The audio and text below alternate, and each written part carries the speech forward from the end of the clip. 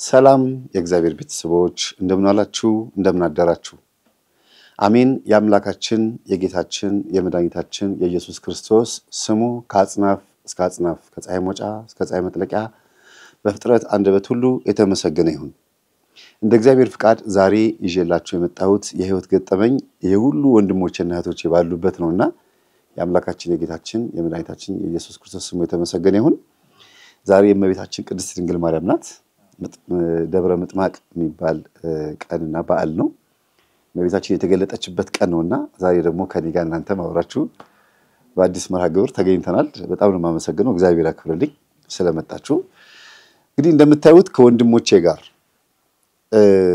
በእውቀትም ከሚበልጡኝም ጋር ተገኝቻለሁ ሐሳብ አስተያየት እንዲሰጡ ገጠመኙን እነሱ ፊት አቅርቤ እንድንወያይ እንዲሁም ደግሞ የነሱንም ተሞክሮ እንዲጨምሩበት ነው ይሄን ይዤ መጣሁት ይህ መርሃ ግብር በግንቦት 21 ቀን ተጀምሯል ይህች ቀን ምናልባት ለወደፊቱ ከ6 ዓመት ከ7 ዓመት በኋላ ስናያትችን ቪዲዮ ባለ ታሪክ ልትሆን ትችላለችና ዛሬ ዕለቱ ሐሙስ አይደል ሐሙስ ግንቦት 21 9ኛ ወር 2017 ያው የነሱም ቃል መስከረነት አለበትና እግዚአብሔር እንግዲህ የሚያሰፋልን ጉባኤ ይሁንልን በጣም ነው ማመሰግነው በጣም ጥሬና አክብራችሁ ስለመጣችሁ እግዚአብሔር ያክብርልኝ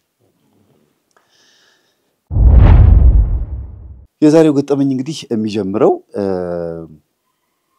በጣም ፈተና ውስጥ የገባ አንድ ወንድም ታሪክ ነው ፈተናው እንደተለመደው በአሁኑ ሰዓት ብዙ ፈተናዎች አሉ የገንዘብ ፈተና አለ የትምህርትና የቲቪቲ የክምት ውዳሴ ፈተና አለ የዝሙት ፈተና አለ የፖለቲካ ፈተና አለ ብዙ አለ ይሄ ልጅ ግን ትልቁ ፈተናው ሁሉ ነገር ፐርፌክት ሆኖ በጣም መልካም ልጅ ሆኖ ዝሙት ነው ትልቁ ፈተናው የዝሙት ፈተና ደግሞ በአሁኑ ሰዓት ያላጠቃው ወጣት የለም በተለይም ግለወሲብም ሆነ ዝሙት ማለት ነው በዚህ ላይ እንድናተኩር የፈለኩበት ትልቁ ምክንያት ለእናንተ ደግሞ ይሄን ገጠመኝ እናንተ ፊት ላቀርበው የፈለኩበት ትልቁ ምክንያት ለተቀኑንም ደግሞ ይመለከታል በዛሬው ቀን በዝሙት የተፈተነ ጻድቅ አባት አለ አባ መርቲን የሚባል አስቤበት በስነ ስርዓቱ የመጣሁበት ትልቁ ምክንያት እሱ ነው እና በገጠመኙ መሐከል ላይ አባ መርቲንን ታሪክ አመጣላችኋለሁ ግንቦት 21 ቀን ሰይጣን እንዴት እንደሚከታተለው በዝሙት ሊጥለው እንደሚከታተለው የሱን ታሪክ በመሐል ሳመጣው ይሄን ገጠመኝ ስታገናኙት የሚገርም ነው የሚሆነው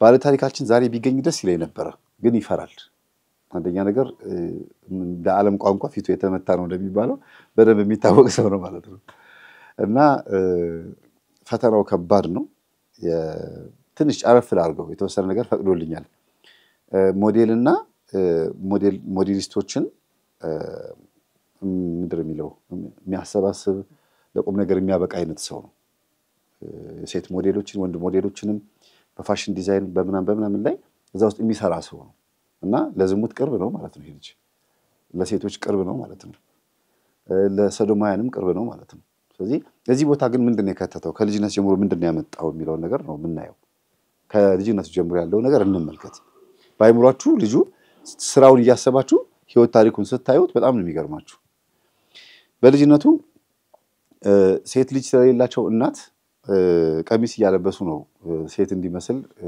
ሲያጫውቱ ሲያሳድጉት በልጅነቱ ቀሚስ ይለብሳል ሻሽ ያርጉለታል እንትን በትንሽዬ እቺ ብልጭልጭ የምትባል ነገር እጂ የለጠፉለት ምናምን አንቺ ነይስቲ ይያሉ በሴት ጾታ እየጠሩት ነው ያሳደጉት እና በዛ ውስጥ ማን ያለ ይመስላችኋል አብሮ ያደገ ሌላ አይነት ላይ አይመስልም እና ይሄንን ሴትየዋ አያውቁም ምክንያቱም ሴትየዋ ልጁን የሚያሳድጉት አያት ናቸው አያት ልጅ ደግሞ ምንድነው የሚባለው ቅምጥል ይባላል አያት ልጅ ቅምጥል ነው እና በአያት እጅ ስላደገ እናት እጅ ላይ ስላላደገ አያትየው ሴት የሚባል ነገር በቤታቸው ውስጥ የለም ልጅም የልጅ ልጅም እንዳለ ወንዶች ናቸው ወደ 16 ወንድ አንድ ሴት የለም እና ይሄ ልጅ አንድ የልጅ ሲገኝ እኔ ያሳድገዋለሁ አሉ ሲያሳድጉት ግን እንደ ሴት ያደረጉ ነው ያሳድጉት ማለት ነውና ሲያድግ ሁሉ ነገሩ በሙሉ ሴት ሆኖ ቁጭ አለ ክላስ ውስጥም ሲቀመጥ መርጦ ከሴቶች መካከል ነው የሚቀመጠው 7ኛ 8ኛ ክፍል ድረስ እስከሚገባ ድረስ ማለት ነው ሳያስበው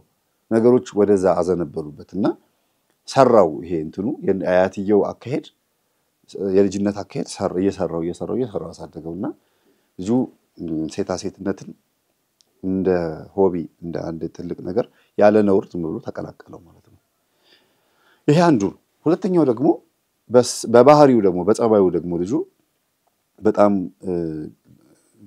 እንደ ሴቶች ባህሪ አይነት ነገር ነው እየወረሰ የመጣው ሴት ልጅ ቶሎ የምታለቅሰው ስትመታ እንደዚህ የማለት ነገር አለ የማዘን ነገር አለ ለቅሶ በሚሆንበት ሰዓት ራሱ ቤት ውስጥ ሰው ሲሞት ወንድ ልጅ መጠጥ ነው የሚያደርገው አይደለም ሀዘኑን መጠጥ ነው የሚያደርገውና ጋቢውን ደረብ አድርጎ ቁጭ ብሎ ያዝናል ሴት ልጅ ግን ጸጉሯን ትነጫለች በቃ ያዙ ሊቀቁኝ ነው የምትለው በጣም ብዙ ነገር አለ ይሄ ታወቀ ነገር ነው ለምን አንጀቷ ተሰፍሳፋ ስለሆነ ነው እሱም እንደዛ ነው ወንድ ሆኖ እንደ ሴት ነው ባህሪው የሆነ ነገር ሲገኝ በጣም ያዝናል በጣም በቃ ልክ እንደ የሴት ወር የሴት አንጀት ያለው ልጅ ነው እና በጸባይም ራሱ ሰራው ባለባበስ ብቻ አይደለም በውሎ ብቻ አይደለም በጸባይም ሰርቶታል ማለት ነው ውስጥ ያለችው ሴት ዛሬ ነጥላነች እየሳልኩባችሁ መሄደው ለምንድነው እንዴት አይነት መንገድ አብራው እንደምትሄድ እና ሴት ተገናኝቶ አያውቅም ግሎሲብ ግን ዋናው ስራው ነው እድሜው ልክ 16 እና 15 ዓመት ሲደርስ ጀመረ በቃ ይሄ ዋናው አካሄዱ ነው ማለት ነውና በፍጹም ሴት የምትባል ነገር መቅረብ አይፈልግም ግን በወሲብ ነው በውሎ ግን ከነሱ ጋር ነው ያለው በውሎ አብሯቸው ነው የሚውለው ይጫወታል ይስቃል ልክ ሌላ ጉዳይ ሲያነሱበት ተነስቶ ነው ወጥቶ ይስቃቅበታል ይስቁበታል ልክ እድሜው 20 ዓመት ከሞላ በኋላ ግን ትንሽ ስራው ከነሱ ጋር የሚያገናኘው ሲሆን ምን ሲሆን አብሮ መዋል አብሮ ማደር ምናምን ጀመረ ከዛ ተገለበጠ ሴቶቹ ደግሞ መስተፋቅር አደረጉበት ማለት ነው ቆንጆ ነው ልጁ ያምራል እና ከሁሉም ሴት ጋር ሲሆን ሲያፈቅሩት እርስ በርስ ይጣሉበት ውስጥ ያለችው ሴት ዛሬ እንጥላለች እንደገና ደግሞ መስተፋቅር ሲላክበት ደግሞ የሴቶቹ አግባኝ የሚል እንትን ያለበት ፈቃድ ያለበት ደግሞ መንፈስ መጣ ማለት ነው ይሄ መንፈስ ደግሞ ባህሪው የሴቶቹን ባህሪ ይዞ ነው የሚመጣው እና አግባት ትፈልጋለች የሚል ስሜት ይዞ ስለሚመጣ የመስተፋቅር መንፈስ ከሴቶቹ መጥቶ በዝሙት የመጀመሪያ ጊዜ በዝሙት አብሯት የወደቃት ሴት ልጅ በቃ እስከ መጨረሻው ድረስ ችካር ያዘችው ማለት ነው አልከኛ ናት እንዴት ይንቀኛል የምትልናት ወንድ ለመጀመሪያ ጊዜ የቀረበችው እሷም እንደዛው ወንድ መቅረብ ማትወድ ሴት ልጅ ግሬሷ መጠበቅ የምትፈልግ ክብሯ መጠበቅ የምትፈልግ ሴት ልጅ ለመጀመሪያ ጊዜ ስታየው በፍቅር ወደቀች እና እሷ ላይ ያለው መንፈስ ደግሞ የሚፈልገው ዝማዊ እንድትሆን ስለሚፈልግ ሁለቱን አገናኛቸው ከዛ በር ተከፈተ ከዚህች ልጅ ጋር አብሮ ቀጠለ እሷን እየተወ አንደኛዋን እቺኛዋን እየተወ አንደኛዋን በዝሙት አንደኛ ያደረገው ማለት ነው ለዘመናት ዘግቶት የነበረውን ነገር የከፈተ ነው የሚመስለው እሱ እንዴ እንደዚህ ደስ ይላል እንዴ አይነት ነገር ነው እሱ አጀማመሩ የሚመስለው ግን ደግሞ ሌላ አይነት መንፈስ ነው የገባው ሌላ አይነት መንፈስ ገብቶ ይሄ ልጅ አጨመላለቀው በጣም ብዙ ነገር ውስጥ ገባ ሴቶቹን በማይሆን መንገድ ልቅ በሆነ መንገድ እየጠየቃቸው በገንዘቡ በጣም ብዙ ርቀት ሄደ ድርጅቱ እስከ መዘጋት ድረስ ደረሰ በገንዘቡን እየጨፈረበት እየበላበት እየጠጣበት ስራ ያጣም ድርጅት ይከፍታል ድርጅት ይዘጋል ቢያንስ በሁለት ዓመት አንድ ጊዜ በጣም ብዙ ነገሮችን ያመሰቃቀለ ተተረማመሰበት እና አያቱ በህልም እየመጡ እንደሚገናኙት ለማንም ሰው አልተናገረም ነበርና ትምህርት በመንለቅበት ሰዓት እኛ ያንን ገጠመኛ ያዳምጣል እናቶቻችሁ አባቶቻችሁ መተው በህልም የሚገናኙአችሁ ከሆነ ከነሱ የመጣ የዝሙት መንፈስ አለ ማለት ነው ብለን ስንናገር ይሰማል ያንን ትምህርት በሰማበት ቀን ስልኩን ላይ ወሰደበት ማለት በቃ ስልኩ ተሰረቀ አሁን ውስጥ ያለው መንፈስ ወደ እውነት መምጣት ሲጀምር በር መዝጋት ጀመረና ልጁ በቃ እንኳንም ትምህርቱን አወቁት ስልኬ እንኳንም ጠፋለና የብዙ ሴቶች ስልክ አብሮ በዛ ውስጥ አብሮ ነው የጠፋው እግዚአብሔር ስልኩን አስቀማው ነው የምንለው ወይስ ሰይጣን ነው ስልኩን ያስቀማው ይሄን ትምህርት ስላዳመጠ ምንድነው የምንለው እዚህ ጋር እግዚአብሔር ያን መንገዱን የዝሙቱን መንገዱን ሊዘጋብ ስለፈለገ ስልኩን ያጠፋው ነው ይመስለኝ እኔ ሴቶቹ ስልክ ቁጥር አብሮ እንዲጠፋ ማለት ነው አዎ አንድ ላይ ከስልኩ ሲጠፋበት ከሴቶቹ ጋር ያለው ግንኙነት እንዲቋረጥበት እግዚአብሔር ያጠፋው ነው ይመስለኝ ልጁ ግን ያን ያስባል በዛ ሰዓት እሱ ሊያስብ አይችልም ሰይጣን ያጠፋበት ነው እንዲያውም ይሄን ትምህርት ስላዳመጥኩኝ ወይኔ እንዲያውም ከዚህ ትምህርት ሊያርቀኝ ነው ብሎ ነው የሚያስበው አይደል ሌላ ሐሳብ ያለው አስዋል እኔ ሁለተኛው ሐሳብ ላይ ነው መስማማው ምክንያቱም ይሄ ልጅ እንግዲህ ባክግራውንዱን እኔ እስከገባኝ ከዚህ መንፈሳዊ ዕውቀቱ አልነበረውም እና የሄደበትን መንገድ ተመልክተናልና እሱን እንደ ሮል ሞዴል እንሰራው እንጂ በሱ ህይወት ውስጥ ብዙ የሚሄዱ ልጆች አሉና ይሄ ልጅ ስልኩ ሲጠፋ እኔ እንደውም ትምህርቱን እንዳይከታተል የሰይጣን ሴራ ነው ብዬ ነው ማሰበው ለኔ ማለት ነው ሞር ይሄ ልጅ አሁን የተወሰነ ነገር ክሉ ያገኘ መጥቷል አለ የሆነ ፍንጭ ያገኘ መጥቷል ሞር ደግሞ ያን እየተከታተለ ቢሄድ ብዙ ነገር ሊገነዘብ ስለሚችል የስልኩ መጥፋትን ለመጥፎ አጋጣሚ ነው የምወስደው። በጣም ጥሩ እንግዲህ ሁለቱም እናንተ ያያችሁ ትሄዳላችሁ ልጁ ስልኩ ከጠፋበት ጊዜ ጀምሮ ስታይሉ ተቀየረ ደግሞ ሌላ ሶስተኛ መጀመሪያ ሴት አይቀርብም ነበር ከዛ ሴት ደግሞ እየቀረበ ዘማዊ ሆነ ከዛ ሶስተኛ ደግሞ አሁን ስልኩ ከጠፋ በኋላ ደግሞ ሌላ አይነት ስራ ውስጥ ገባ ማለት ነው እነዛ የሚደውሉት የነበሩ ሴቶች በሙሉ ቀሩ ኤንጂኦ ውስጥ ገባ ኤንጂኦ ውስጥ ሲገባ ደግሞ ብዙ ሰዎችን የማግኘት እድል አለው ምናልባት ስለ ኤንጂኦ አንዳንድ ሀሳቦችን ሉሌ ሊነግረን ይችላል ብዬ አስባለሁ ተወሰነ ፈቃደኛ ከሆንክ ማለት ነው አዎና ኤንጂኦ ውስጥ ሲገባ ደግሞ ሰሎማውያን አገኙት ማለት ነው ኤንጂኦ ውስጥ አሉ ማለት ሳይሆን አጋጣሚ ሆኖ እዛ ተገናኙ ከነሱ ጋር ከዛ ሌላ ደግሞ ኃጢያት አስለመዱት ሴቶችን እንደገና መልሶ ቀርቦ ነበር ራቃቸውና ሌላ ደግሞ ከወንዶች ጋር ደግሞ መዋል ጀመረ ማስፋፋት ጀመረ የሰይጣን ማህበርተኞች በእንግሊዝኛ ከጠራውኝ ኮንቲኒው ስትራይክ ስለሚያደርግብኝ ነው የሰይጣን ማህበርተኞች ጋር ገባ በቃ የነሱን ስራ ማጣጣፍ ጀመረ እያወቀ እንዳላወቀ ይሆናል ግን እያወቀ የሚሰራው ኮንስፓይረሲ ውስጥ ገባ የሰይጣን ማህበርተኞች ውስጥ ገባ የሚያረጋቸውን ነገሮች በሙሉ እያወቀ ነው የሚያደርገው ለምሳሌ ቤተክርስቲያን አይመጣም ጸበል አይጠመቅም ለምን እንደማይጠመቅ ያውቃል ነግረውታል በቀጥታ ነግረውታል ኢትዮጵያ ውስጥ ጥንቃቄ ማድረግ አለብህ ጸበል ከተጠመቅ ወይ እንደዚህ ካደረክ ልትጋለጥ ትችላለህ ብለው ሁሉ ነግረውታል የሚገርማችሁ በዚህ ልክ እግዚአብሔር እንደሚያጋልጥ እንኳን እያወቀ እንትን ይል ነበር ገንዘብ ለማግኘት ይሄድ ነበር ለምን በዚህ በሴቶቹን እንዲርቅ የፈለገችው አይነ ጥላ ከሞዴል ስራ ወጣችሁ ድርጅቱን በተደጋጋሚ የዘጋችበት አይነ ጥላ ነች ለምን ሴቶችን የማግኘት እድል በጣም እየሰፋ መጣ ለትዳር የሚፈልጉ ሴቶች እየበዙ መጡ ቤትህን እንምጣ ብለው ቤቱ የሚመጡ ሴቶች በዙና እንዲያገባ አትፈልግም አግብቻለሁ ብላ የምታስበው ሽንት ቤት በሚቀመጥበት ሰዓት ደም ነው የሚያስቀምጠው ወንድ ልጅ የወር አበባ እንደሚያይ አይነት ነገር በቃ እንደዚህ ደም ያስቀምጠዋል እና ሙሉ በሙሉ ኮምፕሊትሊ አካሉን እንጂ ወንድ የሚመስለው ተፈጥሯዊ ማንነቱ ተቀይሮ ግን ስነ ልቦናውና ባህሪው ተቀይሮ ሴት ሆኗል ማለት ነው ኢቭን ግብረ ሰዶሞች ሲያገኙት ራሱ እሱ ሚስት ነው የሆነው ምክንያቱም እሱ ውስጥ ያለችው አይነ ጥላ ወንድ ሆኖ እንዲቀጥል ሳይሆን እንደ ሚስት እንዲሆን ነው የፈለገችው እንደ ባል ሆና ተቀምጣለች አባውስጥ በኩል አግብቻለሁ እንደ ሚስት ሆና ተቀምጣለች ግን ወንዶች እንዲቀርቡት የፈለገችው ጭራሽ ከሴት እንዲርቅ ተፈጥሯዊ በሆነ መንገድ ወንድ እንዲያገባ አልፈለገች ማን ነው ሴት እንዲያገባ አልፈለገች ማለት ነው ከመንፈሷ ጋር ያናገርኩ ማን ነው ያመጣው ማናገራችሁ ለምንድነው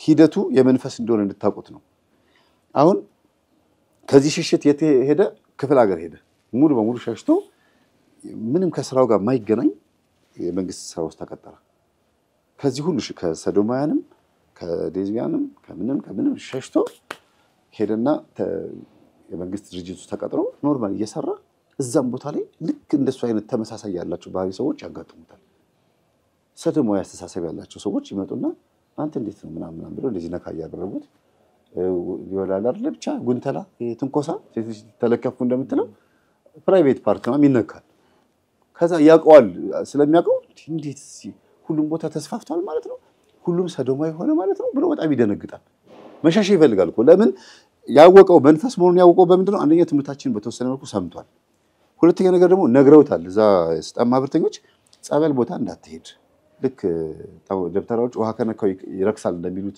አንዳንድ ድግምት ግን ውሃ ከነካው ሲሉ ጸበል አትጠበቅ ማለት ነው በተዘዋዋሪ መንገድ እና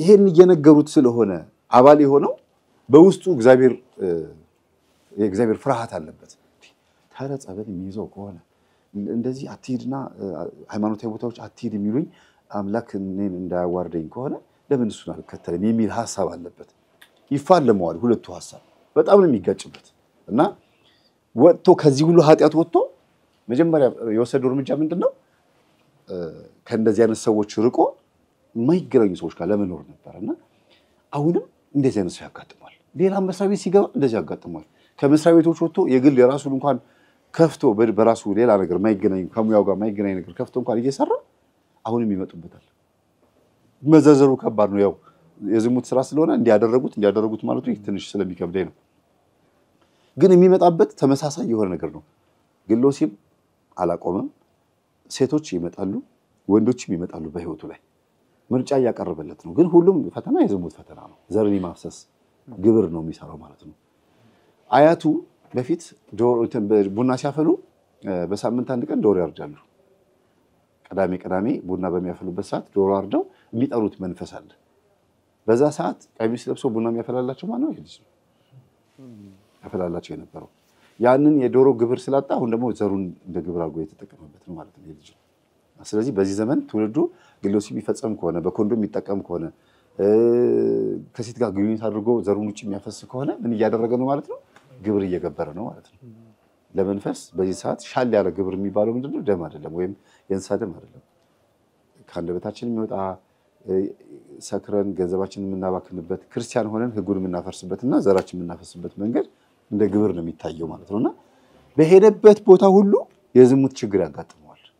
ቤተክርስቲያን እንኳን መጥቶ የዝሙት ችግር ያጋጥመዋል። ቤተክርስቲያን ልሽሽ ብሎ መሸሻ መቼም ቤተክርስቲያን ይቻላል። ሲቲ ኦፍ ሪፊውጂ ይሏታል፣ የመማፀኛ ከተማ ቤተክርስቲያን። የመማፀኛ ድሮ በእስራኤላውያን ጊዜ ለምጽ ያለበት ሰው ከህዝቡ ጋር እንዳይኖር ለብቻው ተለይቶ ይቀመጥ ነበር። ያቺ ምን ትባላለች? የመማፀኛ ከተማ። ጥፋት የሚያጠፋ ሰው ከመንግስት ጋር የተጣላ ከህዝብ ጋር የተጣላ ሰው ይሸሽና እዛች ቦታ ይደበቃል። ቦታዋ እንደምንናት መንግስት እንዳይነካው መለመኛ ቦታ ናት ማለት ነው። እና ቤተክርስቲያን እንደዛ ናት። ቤተክርስቲያን እንደዛ ነች ብዬ አስባለሁና ሲመጣ ግን የዝሙት ጉዳይ አጋጠመው። በፍጹም ያልጠበቀው ከአገልጋዮች መካከል ሰዶማዊ ሰው አጋጠመው። ታምናለች? አገልጋዮች መካከል እኮ ደነገጠ።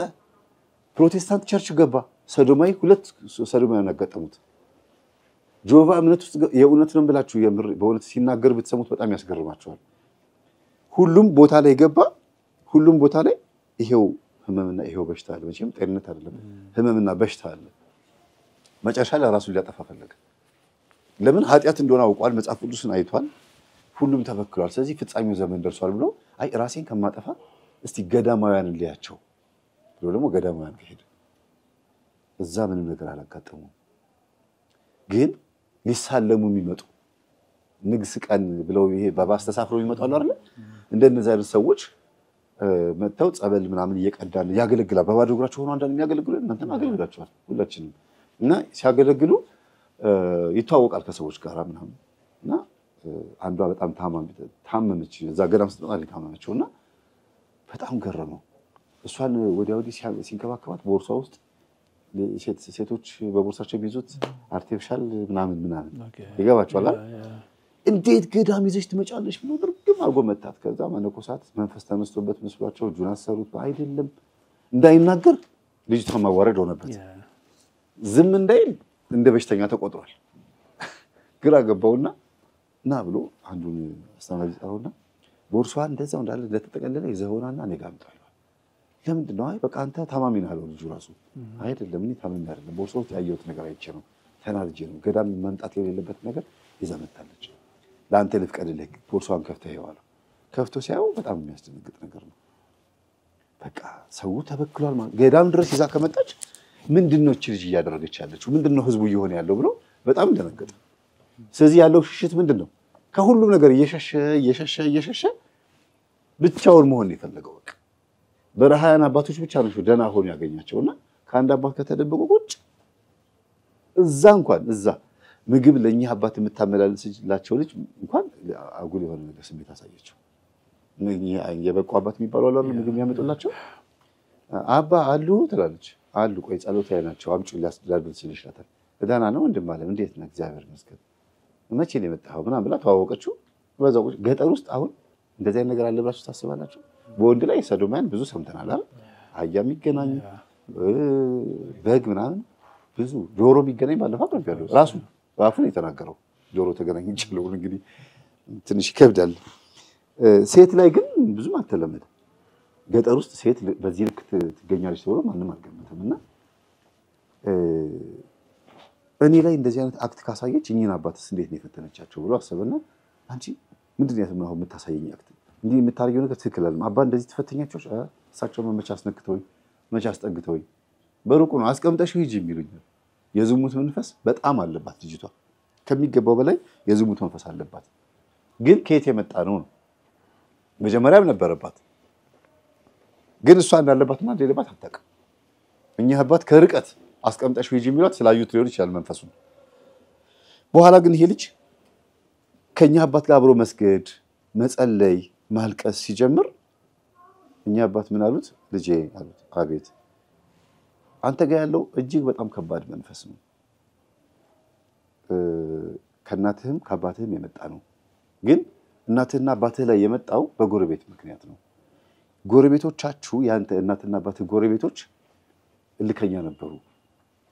ቀጥታ የሚነግሩት እኮ ምንም የጮኸ ነገር የለም፣ መንፈስም አለፈለፈም፣ ዝም ብለው የሚነግሩት። እንግዲህ እሳቸው የብቃት ጉዳይ ነው ማለት ነውና ጎረቤቶችህ ከእናትና አባትህ ጋር ይጣላሉ። ሲጣሉ እልህ ውስጥ ገብተዋል። የኔ ልጆች ጨዋዎች ናቸው፣ ስነ ስርዓት ያላቸው ናቸው፣ ክብራቸውን ይጠበቁ እያሉ ያንተ እናት ሁሌ ለጎረቤትህ ይናገሩ ነበር። የእሳቸው ልጆች ደግሞ ክብር የሌላቸው ከክብር የጎደሉ ስነ ስርዓት የሌላቸው ልጆች ስለሆኑ እንዴት እንደዚህ ብላ በሰው ፊት ታዋርደኛለች ብለው ሴትዮዋ ምን አድርገዋል? የዚህ ልጅ ቤተሰቦች ሙሉ በሙሉ አይኔ እያየ ሲዋረዱ ሲበላሹ ሲያሰኛ ሲሆኑ ማየት እፈልጋለሁ ብሎ መንፈስ ልከዋል። እልኩን አያችሁት? ከባድ ነው። ለምን እናትና እናት በሚጣሉበት ሰዓት ስለ ልጆቻቸው ደህናነት ተናግረው ስለ ጎረቤት ልጅ መጥፎ ነገር ማውራት ማለት እልህ ውስጥ መክተት ማለት ነው፣ እነዛ ልጆች ማለት ነውና የኔ ልጆች ተሰድበውማ አይቀሩም ብለው ምን ያደርጋሉ? በጽድቅ እንኳን ልጆቼ ከነሱ ጋር አንድ አይነት ባይሆኑም በኃጢአት ግን የእሷ ልጆች ከኔ ጋር እኩል መሆን አለባቸው ብለው ያስቡ ገለበጡት ማለት ነው። የቱ ነበር የሚሻለው? እናንተ እስቲ ጓደኛ ሁሉ ከነሱ ጋር ተለወጡ ማለት የነበረባቸው አይደል? እንዲህ አይነት ነገር አላጋጠማችሁም? አንዳንድ ሰዎች በጥሩ ነገር ባይመስሏችሁም በመጥፎ ነገር ግን እነሱ እንድትመስሏቸው ይፈልጋሉ። እልህ ውስጥ ከተዋችሁ ችግር ውስጥ ሊከቷችሁ የሚፈልጉ ሰዎች አሉና ያ የተላከባቸው መንፈስ በትክክልም ልጆቹን የሚያበላሽ መንፈስ ነው። እስቲ ጫዎቹ ልጆችን እናያለን ብለው ተናገሩ። ከዛን ሰዓት ጀምሮ ልጆቹ ዘማዊ ሆኑ ማለት ነው። ተበለሻሹ። ቅድም ምን አልኳችሁ? ባህሪው ድንገት ተቀየረ አልኳችሁ? ሴት አይጠጋም ነበረ፣ ሴት መጠጋት ጀመረ። የቤት ልጅ መስለው ጨዋ መስለው ግን አይነ ጥላ የዘጋባቸው ሰዎች አሉ። ወይ እሷ እኮ ከቤት አትወጣም በጣም ስነ ስርዓት ያላት ልጅ ነች ተብላ በሰፈር ተመስክሮላት እድሜዋ 18 ዓመት እስኪሞላ ጨዋ የጨዋ ዘር ተብላ እድሜዋ ግን እንደ ሰብለ ወንጌል ከፍ እያለ 26 30 የሆነ ሲመጣ ምንድነው እቺ በቅሎ አታገባም እንዴ ይባላል። ጨዋ እንዳልተባለች ግልብጥ ይላል ነገሩ። እና እዚህ ቤት ውስጥ ደግሞ ልጆቹ እንዳለ በአይነ ጥላ የተያዙ ስለነበሩ እንደ ጨዋ ነበር የተቆጠሩት። እናትየዋም ለዚህ ነው የኔ ልጆች ጨዋ ናቸው ብሎ ሲናገሩ የዘጋው ግን አይነ ጥላ መሆኑን አያውቁም። ዓለማዊ ሆኖ ወይም እምነቱ ሌላ ሰው ሆኖ የቤት ልጅ አለ። ያ ድንገት ቢሞት ገነት ይገባል? ጨዋ ስለሆነ ብቻ በጸባይ ይሄን ሐሳብ የሚነግረኝ ሰው አለ? ከእናንተ መካከል ሃይማኖተኛ አይደለችም ወይም ደግሞ በእስልምና ውስጥም በፕሮቴስታንት በጣም ደግ የዋህ ቅን ሰው ይኖራሉ። በጣም ጨዋ የጸሎት ሰዓታቸውን በሰዓታቸው የሚያደርሱ ያ ስለሆነ ግን ገነት ይገባል ብላችሁ ታስባላችሁ? ጨዋነት በራሱ ገነት ያስገባል? አይገባም። ሃይማኖት ያለ ምግባር ምግባርም በራሱ ያለ ሃይማኖት አያስገባም ብዬ ነው የምረዳው። ስለዚህ ምንም የዋህና ቅን ብትሆን የጸሎት የምስጋና የማምለኪያ ሰዓት ወይም ደግሞ ሃይማኖቷ ምንነቱን የማታውቅ ከሆነች በቅንነትና በደግ ስራ ብቻ አይገባም። ቅድም ስለ የነበርኩት ነገር አለ። ጽድቅና ኩነኔ ቢኖርም ባይኖርም ከክፋት ደግነት ሳይሻል አይቀርም ይላሉ። ይሄ አባባል አሁን ደግነት ጥሩ ነው በትክክል፣ ግን ጽድቅና ኩነኔ ቢኖርም ባይኖርም ግን አይባልም አለ። ይሄን ማመን ማለት ሃይማኖት አለ እንደማለት ነው። ስለዚህ እቺ ሴትዮ ያለ ሃይማኖት የጽድቅን ስራ እየሰራች ነው። የጽድቅ ስራ ብቻውን ግን መንግስተ ሰማያት ያስገባል ብዬ አላስብም። ሌላ ሐሳብ ይሰጥ ሰው አለ? እሺ እኔም ከወንድሜ ከመላኩ ጋር ሐሳቡን ሼር አደርጋለሁ። ሊገባ አይችልም። ምክንያቱም የመንግስተ ሰማያት ቁልፍ አምነን በህይወት የሚደረገውን እግዚአብሔር ያዘዘውን ነገር ሁሉ እንዳቅማችን አድርገን በንስሐ ተመላልሰን የክርስቶስን ስጋና ደም ስንቀበል ብቻ ነው። ምናልባት ፍርድ ባይሆን እግዚአብሔር የራሱ ሌላ አሰራር ሊኖረው ይችላል አላውቅም። ግን ማሰሪያው የክርስቶስ ስጋና ደም ነው። በደግነት ያለፉ ብዙ ወገኖቻችን አሉ ካለፉ በኋላ የሚቆጩን ማለት ነው። ለምሳሌ በቤተሰብም በተለያየ ነገር ማቃቸው ሰዎች አሉ። በጣም የዋሆች ናቸው። ከቤተ ክርስቲያን አይጠፉም። ክፉ ነገር አይታይባቸውም። አልጋ ስር ወይ ትራስ ስር ጨል ያለች ቦረንትቻ ይኖራል። እንደ ጥፋት አያዩትም። ያንን ነገር አድርገው ሰው ያበላሉ፣ ሰው ያጠጣሉ፣ ከቤተ ክርስቲያንም አይጠፉም። ነዳያኖች ወይም በዛ ሰዓት የኔ ቢጤ አክብረው ሲሉ ሲሰጡ መጀመሪያ ናቸው። የታቦታት ስም ሲጠራም በጣም ደግ ናቸው። ግን ከክርስቶስ ስጋና ደም የተለዩ ሰዎች ናቸው። እነሱ ያንን እድል በደግነት ወይ እንደ ዓለማዊ ነገር ተጠባባቂ ቦታ አለው ብዬ አላምንም። ማሰሪያው የክርስቶስ ስጋና ደም ስለሆነ ማለት ነው። ስጋዬን ያልበላ ደሜን ያልጠጣ የዘላለም ሕይወት የለውም አይደል ያለው።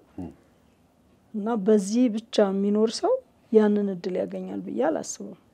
አለበለዚያ እነ አንቶኒን መሆን ነው ማለት ነው። በቃ እመን፣ ዝም ብለህ ብቻ እመን። እምነት ብቻውን ሕይወት ሊሆነን አይችልም። ሆዳችንን ሊሞላ ይችላል። መሽቶ ሊነጋ ይችላል። እግዚአብሔር ስለማያዳላ ጊዜ ስለሚሰጥ ማለት ነው። ተግባር የሌለው ሰው ቆሞ ስላወራ ጌታን ተቀብያለሁ ስላለ ሌሎች አያስፈልጉም ስላለ እሱ የገነት ነው ማለት አይቻልም። ከአዳም በፊት ሰይጣን ጥሩ አድርጎ የክርስቶስን ክብር ያውቀዋል። ወንጌል ለሰይጣን እኔ የሚሰበክ አይመስለኝም። ራሱም ሰባኪ ስለሚሆን ማለት ነው። አስመሳይነት ስላለው ከውስጥም ከውጭም በራሳችንም ህይወት ውስጥ እያየን ስለሆነ ማለት ነው። የማንኖረውን ልንሆን እንሞክራለን። ያ ማን ነው ብዬ ራሴን ባስበው ዲያብሎስ ነው። የሚያታልልህ ትንሽዬ ደቂቃ አለች እስክትነቃበት ድረስ። አይምሮዬን ወቅሶኝ ጌታዬ ይቅር በለኝ እስክል ድረስ እኔ ተሸውጃለሁ። የሁሉም ነገር ማሰሪያ ያው የክርስቶስ ስጋና ደም ስለሆነ ያለ ስራ ጽድቅ አለ ብዬ አላምንም። እምነቱም ደግሞ ጽድቁም የክርስቶስ ስጋና ደምም እጅግ የሚያምረው በመልካም ስራ ሲሆን ነው። ይቅርታ አቋረጥኩሽና ጨዋነን ብለው በቤት ውስጥ የተቀመጡ አሉ፣ ጨዋናቸው ልጆች ብለው የሚያስቡ ቤተሰቦች አሉ። በዚህ ሳምንት ተከታታይ ያቀርቡ ያለሁት እንደዚህ አይነት ትምህርት ነው። ጨዋናቸው ተብለው ተቀምጠው ግን ልጆቹ በርዘግተው አንደኛ ግል ወሲብ አለባቸው፣ ሁለተኛ ፖርኖ ሴክስ በስልካቸው የሚመለከቱ አሉ። ከቤት የማይወጡ ስለሆኑ ብቻ ጨዋናቸው ማለት ነው ወይ? አይደለም አህዛብ ሆኖ በእስልምና በፕሮቴስታንትም በካቶሊክም ሊሆን ይችላል በጣም ጨዋ ልጆች ሆነው ይጸልቃሉ አይጸልቁም ልንል ቀርቶ ኦርቶዶክስ ሆኖ እንኳን ማተብ አስሮ ኦርቶዶክስ ተዋሕዶ ቤተክርስቲያን ተከታይ ሆኖ ግን ጨዋ ተብሎ በጨዋነት የተፈረጀ ግን ውስጡን ማንነቱን የሚያቅሰው ነው አብዛኛው ያለውና እኔ ጨዋ ነኝ ብለን ስንጠይቅ መልሱን እኛ ነን የምናውቀው። አንተ ጨዋ ነህ ሲባል አይደለሁም ይላል ወይም ደግሞ ልጆቼ ረባሾች ናቸው ሲባሉ አይደሉም ጨዋ ናቸው ማይላል ወይ? እሱማ ቤተሰብ የለም። ስለዚህ በሚታይ ነገር ነው የምናምነው እኛ ብዙ ጊዜ። ግን እነዚህ ልጆች በውስጥ በኩል ጨዋ በሚለው ስም ከበር አድርጎ ሸፍኖ አይናፋር ሆኖ እንዲያድጉ ኢቭን ቦርሳ በሚይዙበት ሰዓት ተማሪዎች ይባላል እንደዚህ ጎበጤ ማለት ነገር አለባቸው። ቀና ብለው ሰው ለማየት ከመፍራታቸው የተነሳና ሲሄዱ አንዳንድ ተማሪዎች አላያችሁም ጉድ እንደዚህ አጎንብሰው የአይናፋርነት ወንድ ሆኖ አይናፋራል። ትልቅም ሆኖ እኮ ነው ትልቅም ሆኖ ከሴቶች ጋር የሚያልበው አለ። ክላስ ውስጥ ትምህርት ቤት ሲቀመጥ ምን ሲል ላበላብ የሚያረጋው ልጅ አለ። እና ምንድነው ስታዩት አስተዳደግ ሊሆን ይችላል። በሴት ትምህርት ቤት ለብቻ በወንድ ትምህርት ቤት ለብቻ ተምሮ ምናምን ሊሆን ይችላል። ግን ያ ደግሞ የባሰ በጣም ብዙ ልጆችን አበለሻሽቷል ነው። ይሄን ነገር ያመጣሁት ለምንድነው ጨዋናቸው ተብለው በእናታቸው ተመስክሮ በጎረቤት ደግሞ ያሉ ሴትዮ ደግሞ ምን አደረጉ? ጨዋነታቸው እስቲ ይታያል ብለው ጨራሽ መንፈስ እንዲልኩ ምክንያት ነው። እና ልጆቼ ጨዋናቸው ብሎ መናገር መልሶ ማስወጋት ነው። መልሶ ልጆችን ማስወጋት ነው። ጨዋነታቸውን በደንብ አይቶ መርምሮ ለጨዋነታቸው መጸለይ ነው ያለብን እንጂ በአደባባይ መናገሩ ትንሽ ይከብድ ይችላል።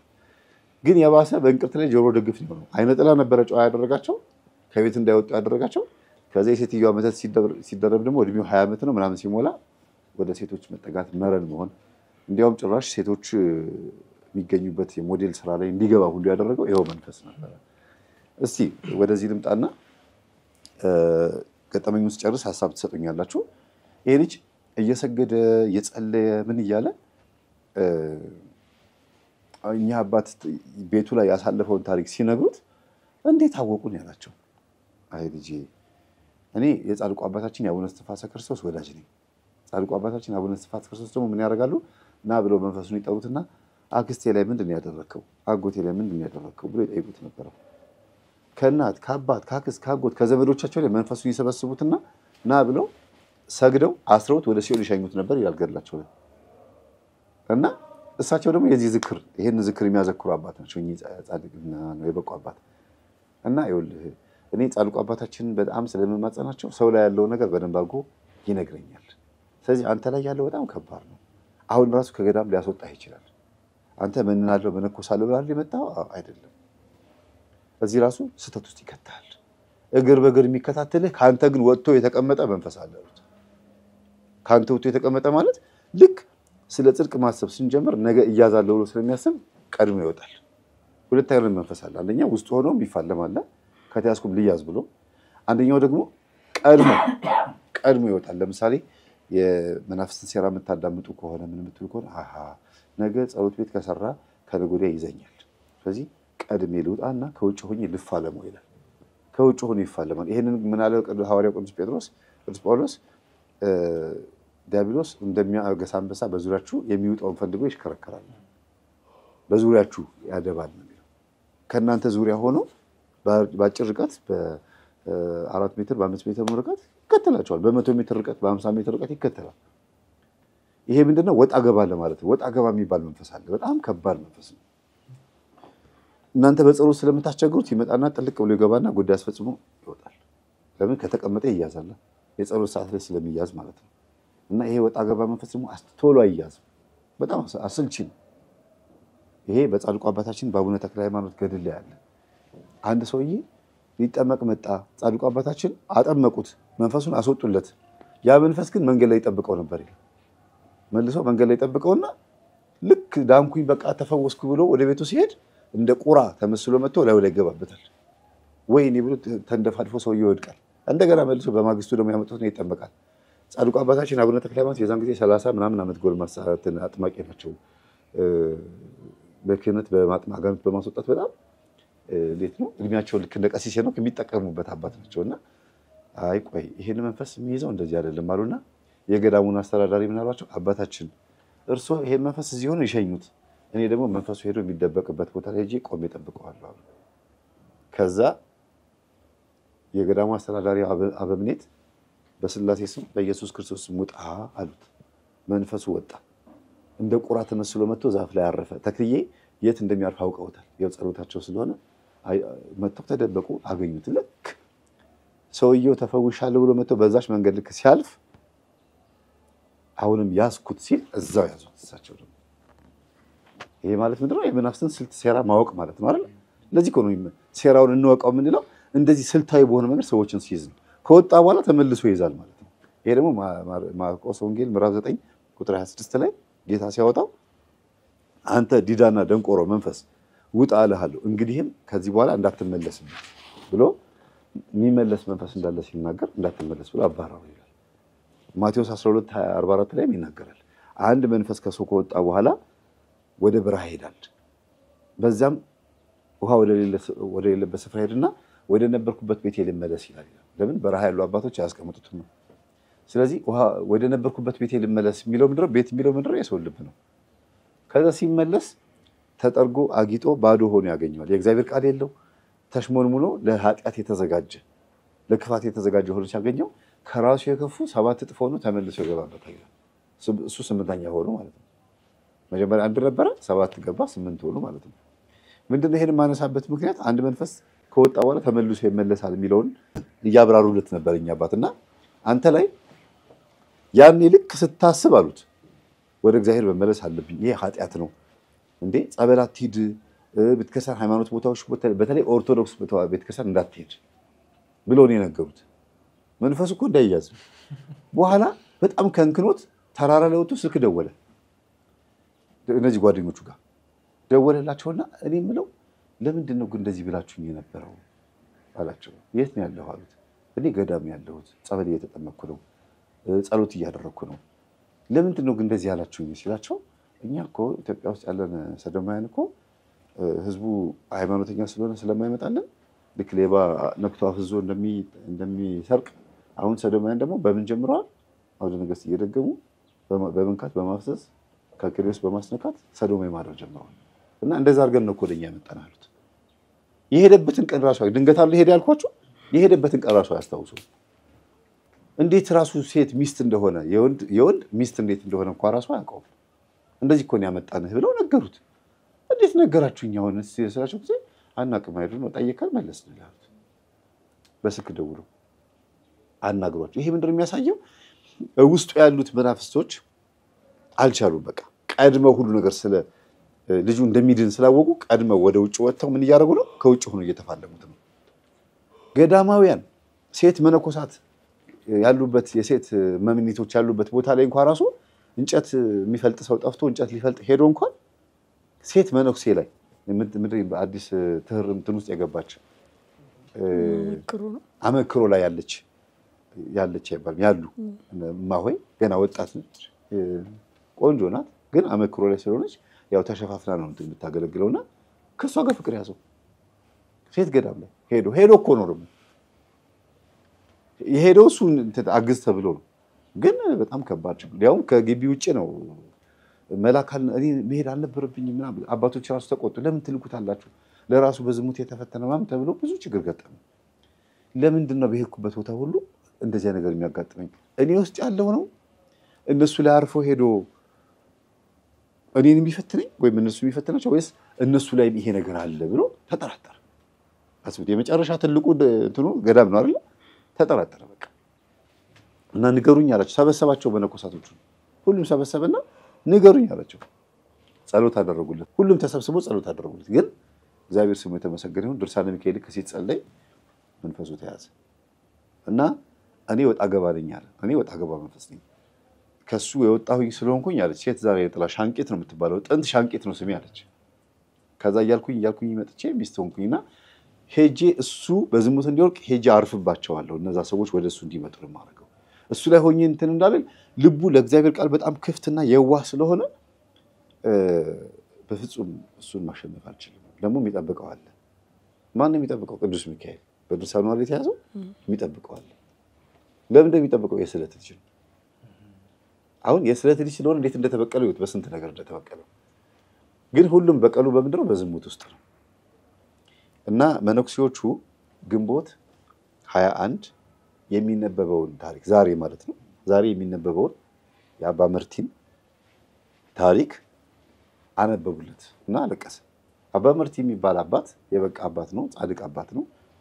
ከመንደር ትንሽ ራቅ ብላ የምትኖር ጫካ ውስጥ የሚኖር ሰው ነበርና የመንደሩ ሰዎች ይሄ ሰው እኮ በዝሙት አንድ ቀን ወድቆ አያውቅም፣ እጅግ በጣም ጠንካራ ጻድቅ ቅዱስ አባት ነው ብለው ሲሉ ጊዜ አይ ከኔ ብብት ከኔ ጡት አያልፍም አለች አንዷ ሴተኛ አዳሪ ናት። እኔ ሽቶ ተቀብቼ አመንዝራ ልብስ ለብሼ ሄጄ ብፈትነው ይወድቃል አለች። አሁን ታሪኩ ላይ ነው የምነግራቸው የተነገረውን ታሪክ። ከዛ እሺ ብለው ተዋራረዱ ይላል። በገንዘብ ተወራረዱ። እኚህን አባት ለመጣል እኮ ሄደች።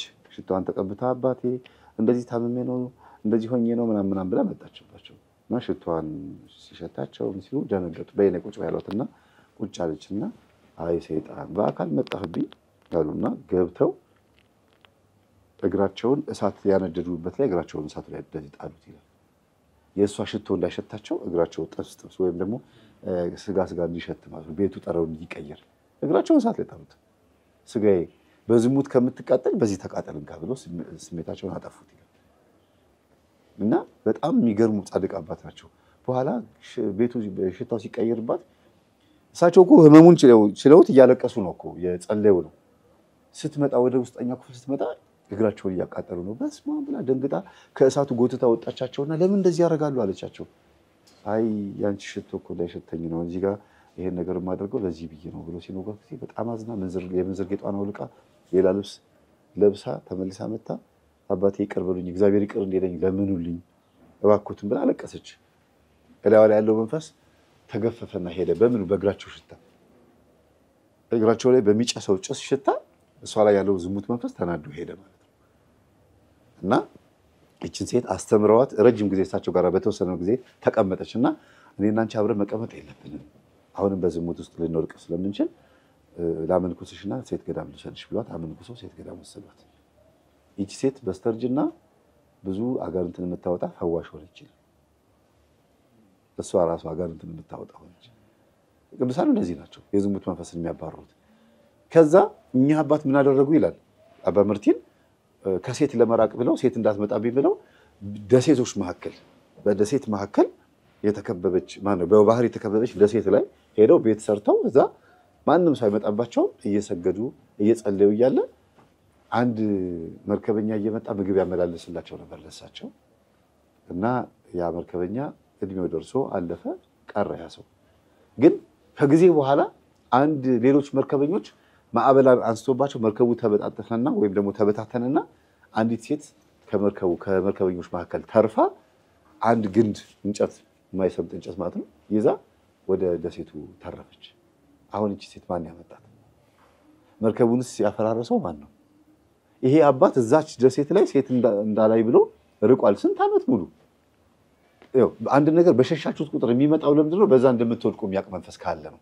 ቀድሞ ይሄ ጻድቅ አባት ወደ ገዳም ሲመጣና ወደ ምንኩስና ሲመጣ ውስጡ የነበረው የሚፈትነው የነበረው መንፈስ ምን ነበር ማለት ነው?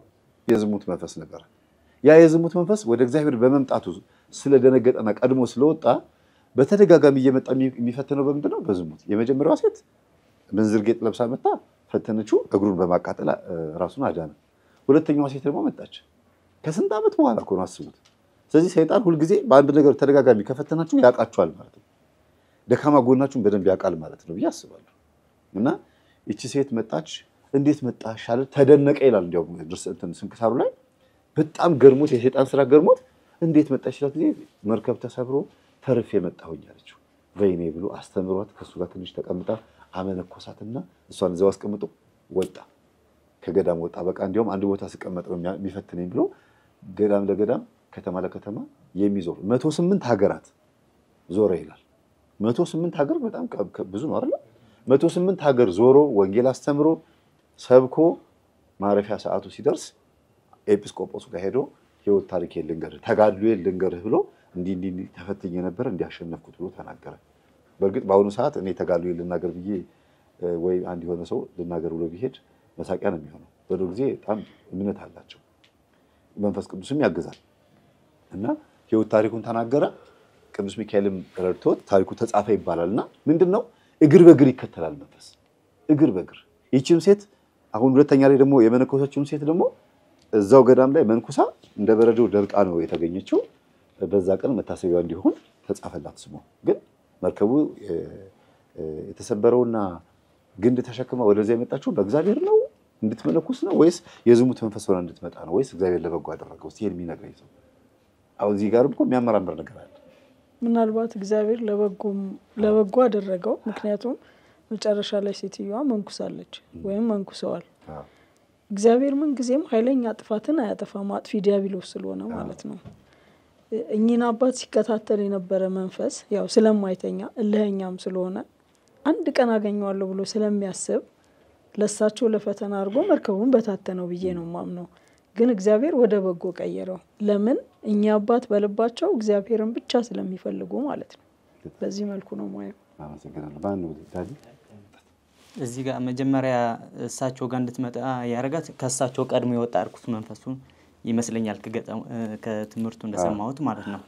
ግን እሳቸው ጋር ሲደርስ ምንም ማድረግ ስላልቻለ ይወጣና እግዚአብሔር ደግሞ ወደ መልካም ነገር ይቀይረዋል ማለት ነው። በእሳቸው የብቃት ጸጋ ማለት ነው። ይሄን ነው ማምነው ነው። አሁን ሰሌም መሰለ እኚህ አባት ርቀው በሄዱ ቁጥር ከሴት ርቀው ገዳም ደሴት ጋር እንኳን ሲሄዱ ዝሙቱ ተከተላቸው። ይቺ ሴት መጣ በሴት እንዲወድቁ ምክንያት የሆነው ሰይጣን ቢሆንም እግዚአብሔር ወደ በጎ ቀይሮታል። ስለዚህ አንድ የሚከታተላቸው እኚህን ጻድቅ አባት የሚከታተላቸው መንፈስ አለ። እሱም የዝሙት መንፈስ ነው። ለምን ሲባል በዝሙት ደካማ ስለሆኑ ነው? አይ አይደለም። ከርቀት የእሳቸው የሚፈተኑበት እንትን ስላወቀ ከርቀት ሆኖ ነው እያጠና እየፈተናቸው ያለው። በእኔ እይታ ደግሞ ያው በተደጋጋሚ የዝሙት መንፈስ እንግዲህ እኚህን አባት ይከተላቸዋል እና ያንንም እንግዲህ ለእሳቸው በረከት እየሆነ ነው የሚያልፈው። የመጀመሪያውን እንግዲህ እግራቸውን አቃጥለው እንድትፈወስ አደረጉ። ከዛ በኋላ ሸሹ። ሲሸሹ ደግሞ ሌላ መጣ። ሌላ ሲመጣ ደግሞ አሞነከሱ እሳቸው ደግሞ በዛ ፈተና ደግሞ ነክተው ብዙ ሀገራት ዞሮ እንዲያስተምሩ በረከት ሆነላቸው። እግዚአብሔር ለጥሩ ቀየረ። አንዳንዴ ፈተና በህይወታችን ሲመጣ እግዚአብሔር ከአንዱ ምዕራፍ ወደ አንዱ ምዕራፍ ሊያሻግረን አስበው ነውና በዚህ አንግል ነው የተረዳሁት። በጣም አመሰግናለሁ። ሌላ የተለየ ሐሳብ ያለው ሰው አለ? እኔ የምለው እዚህ ጋር ደግሞ መጀመሪያም እግዚአብሔር ይሄን አስቀድሞ ያውቅ ይመስለኛል። ምክንያቱም እነሱ የሚበቁበት መንገድ ይሄ ነው። መንገድ ሁሉም በተለያየ አይደለም የሚበቃው እና ሰይጣንም በራሱ ወጥመድ ወደቀ ይመስለኛል። ምክንያቱም ሰይጣን ያን መርከብ ይዞ መጣ። መርከቡ ሰመጠ። ሴትዮዋን ወደ እነሱ ላከ። ሰይጣን ደግሞ ነገሮች ተቀየሩበት። እሱ ለከፉ ነበር ያሰበው፣ እግዚአብሔር ደግሞ ለበጎ አድርጎት እነሱም አንደኛ እሷን አበቋት፣ ሁለተኛ ደግሞ እነሱም ለዓለም ዞረው 110 ሀገር ነው አይደል? 108 ሀገር ዞረው ወንጌልን ሰብከው ታሪካቸውም እንዲጻፍ ሆነላቸው ነው። እግዚአብሔር ይሄን ነገር አስቀድሞ ያውቃል ብዬ አስባለሁ እኔ። ስለዚህ ዝሙትን የሸሹ መስሏቸው ሲሄዱ በዛ ወንጌል እያስፋፉ ነው የሚሉት። እንደዛ ነው ማስበው። በጣም ይገርማል። አመሰግናለሁ። እሺ ታሪኩን ልጨርስላችሁና በአስተያየት እንጠቅልለው። ወንድማችን እንግዲህ ይሄን ታሪክ ሲሰማ የባሰ እዛው ገዳም ውስጥ ለመቀመጥ ነው የወሰነው። ወደ ዓለም ከወጣሁኝ ይበላሻለሁ አለ። ስለዚህ እናንተ ላይ ይሄ መንፈስ ኖሮ ወይም ቄሶች ላይ ወይም ሰንበት ተማሪዎች ላይ ወይም ደግሞ የሚሄድባቸው ሰዎች ላይ መንፈሱ ኖሮባቸው ከኔ ሄዶባቸው ነው እንጂ እየተፈተኑ ያሉት የኢትዮጵያ ሕዝብ በዝሙት ተበክሎ አይደለም ማለት ነው ብሎ ሲላቸው አዎ አሉት። አብዛኛው ሕዝብ እንደዚህ ሆኖብህ ሳይሆን ያንተው ነው ሰው ላይ ያደረ ሁሉም እንደሆነ የሚያስመስለው። የሚገርማቸው አንዲት ልጅ የዛሬ 3 ዓመት ጻቃኒ ማርያም ማን ነው ጅሩ አርሴማ ሄጄ ለበሽተኛ ለመጠየቅ ሄጄ ምን አለችኝ? ሁሉም ሰው እንደታመመ አድርጎ ያሳየኛል አለች። ሁሉም ሰው ችግር ያለበት ይኸው ተበክሏል እኮ ሁሉም፣ አንቺ ብቻ አይደለሽም፣ ዝም ብለሽ ነው የምታካብጂው፣ ነይ ውጪና ጉዳይሽ ፈጽሚ ይለኝና ወጥቼ ከቤት ሄጄ የሴቶች ሚስት ሆኜ አለች። ሴት ናት እኮ የሴቶች ሚስት ሆና ሌዝቢያን ሆና ማለት ነው ሆና እንትን ብላ ሰርታ ገንዘብ ይዛ ትመጣ ነበር። ግን ከብዙ ጊዜ በኋላ ግን በትምህርት ነው የተረዳችው። የራሷ መንፈስ ሰዎች ላይ ያደረ ነው እንደሆኑ የሚያስመስል ነው የሚያሳያት እንጂ በጣም ኢምንት ናቸው፣ ጥቂት ናቸው፣ በጣም ጥቂት ናቸው። ልክ እንደ ኢትዮጵያ የህዝብ ቆጠራ ስታቲስቲክስ እንደሚባለው ፕሮቴስታንቶች ቁጥራቸው 18 ሚሊዮን ገቡ እየተባለ ቁጥሩ ይነገራል። ይሄ ኦርቶዶክስን ለማስደንገጥ ነው። እንዴ እንደዚህ በዙ እንዴ? ኦርቶዶክሱ ምን ያደርጋል? አይ ቁጥራቸው እየበዛ ከሄደ አስተምሮ ጥሩ ነው ማለት ነው፣ ወደዛ ልግባ፣ ገና አሁን 70 ሚሊዮንም ወደዛ ይመጣል ብሎ ሽፍት እንዲያደርግ ቁጥሩ ይጨመር ይባላል። የፕሮቴስታንቱ ቁጥር በምን ላይ ነው ግን የሚጨመረው? በዛ ቁጥሩ ላይ እንጂ ቁጥራቸው ቢቆጠር አይደርሱም። እና ልክ እንደዚህ ሁሉ ሰይጣንም በአይምሯችን ውስጥም ሁሉም በዚህ ኃጢአት የተበከለ እንደሆነ አስመስሎ ያሳያል። ለምን? ኃጢአቱን እንድንፈጽመው፣ ኃጢአቱን እንደ ቁም ነገር እንዳንቆጥረው ወይም ደግሞ እንደ ትልቅ ነገር እንዳንቆጥረው በዚህ ሲስተም ውስጥ ይከተናል ማለት ነው። እና ይሄ ልጅ ከገዳም አልወጣም ማለት ያቺ በዝሙት ልትሰናከልበት የነበረችውን እንትን አመክሮ ላይ የነበረችውን ሴት እግሯ ስር ተደፍቶ ይቅርታ አድርጊልኝ ብሏት መዳራት ውስጥ ገብተው ነበር። መዳራት ታውቃላችሁ? መተሻሸት፣ ዝሙት ሳይፈጽሙ መተሻሸት ማለት ነው። ጫካ ውስጥ ሄደው ሲዳሩ ተያዙ። ያጋለጣቸው ግን ቅዱስ ገብርኤል ነው በዕለተ ቀኑ። ለምንድን ነው? ልጅቷ ጠባቂዋ ቅዱስ ገብርኤል ስለነበረ ነው። እሷን በዝሙት ተፈተነች፣ እሱን በዝሙት ተፈትኖ እዛ ገዳም ውስጥ ያሉት መነኮሳት የጉልበት ስራ ምናምን ስለሚሰሩ አገኟቸው፣ ያዟቸውና አምጥተዋቸው ትንሽ ተቀጡ። የተቀጡት ምንድነው? ስግደት፣ ስራ መስራት ምናምን ነው የሚቀጡት። እና ይሄ ችግር እንዳለበትና በጣም የሱ ችግር ሴቶች ላይ ሄዶ እንደፈተነው የተረዳው የዛን ሰዓት ነው። ግን በቃ ሁለተኛ ወንዶች ገዳም አልሄድም፣ ሴቶች ገዳም አልሄድም፣ ለኔ በዓት ትስጡኛል።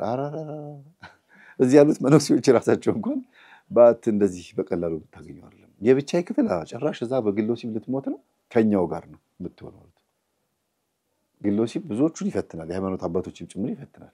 እና በስንት መከራ በስድስት ወር ፍልሚያ ይሄ መንፈስ ያለው መንፈስ ታስሮ ተሸኘለት። አሁን ወደ አዲስ አበባ መጥቶ የመንግስት ሰራተኛ ሆኖ ቅጥረኛ ነው። ግን በመንኮስ መመንን እፈልጋለሁ ምናምን የሚለው ሐሳብ አለ አይደል? በውስጥ በኩል ዓለም ያስጠልታኛለች የሚለው ነገር እሱ ነገር እንዲተው ደግሞ ትልቁ ስራ ላይ ነው የተሰጠኝ። እኔ ትምህርቴን ሲያዳምጥ እስቲ ምን ማድረግ አለብኝ? ምን ትለኛለህ? አሁን ዓለም ያስጠልታኛለች ምን ላድርግ አለኝ። ዓለም ያስጠላችህ ይሄ ሁሉ ነገር የምታየው ያስጠላ ሁሉም እንደዛ እንደሆነ አድርጎ ስለሚስልብህ ነው። ተለማመደው። ሁሉም እንደዛ አይደለም። ሁሉም ሰው አንተ እንደምታስበው አይደለም። እግዚአብሔርን የሚያመልክ አለ፣ ደግሞ ሰይጣንን የሚያመልክ አለ፣ በዛ ደግሞ ስጋ ፈቃዱን የሚያመልክ ዲግሪውን የሚያመልክ አለ። ሁሉም ሰው የተለያየ አይነት ማንነት ነው ያለው። አንተ ግን ጥሩ ሆነ መታየት ትችላለህ ብዬ አሳምኛው ኮርስ ተምሮ በነገራችን ላይ አሁን ልጁ ቴዎሎጂ እየተማረ ነው። ይሄ ሁሉ አልፎ ማለት ነው ቴዎሎጂ እየተማረ ነውና እግዚአብሔር ስሙ የተመሰገነ ይሁን። እዚህ ሁሉ ውጥንቅጥ ውስጥ ግን የገባው የትኛው መንፈስ ይመስላችኋል? አሁን ከነገርኳችሁ ውስጥ በአጠቃላይ እኔ እንኳን ቅድም ነበር ሐሳብ ልሰጥ የነበረው ለምንድነው በእንደዚህ አይነት በትክክል በማቅ ሰው ስላለ ነውና እቺ ሴት በጣም እግዚአብሔርን አክባሪ ቤት ውስጥ በጣም የምትዘክር እና መልካም ነገር የምታደርግ ናት እና በፊት ማቃት ናት። አሁን እንኳን በህይወት የለችም እና ገብርኤልን በጣም ትወዳለች። ዝክር በዛም በጣም ታዘክራለች። እንደውም ከመብዛቱ የተነሳ ምግብ እየሰራች የምትተዳደር ናትና ዝክሩ ከመብዛት የተነሳ የመስሪያ ቤት ሰዎች ሆነን ነው እኛ የምናስተናግድላት።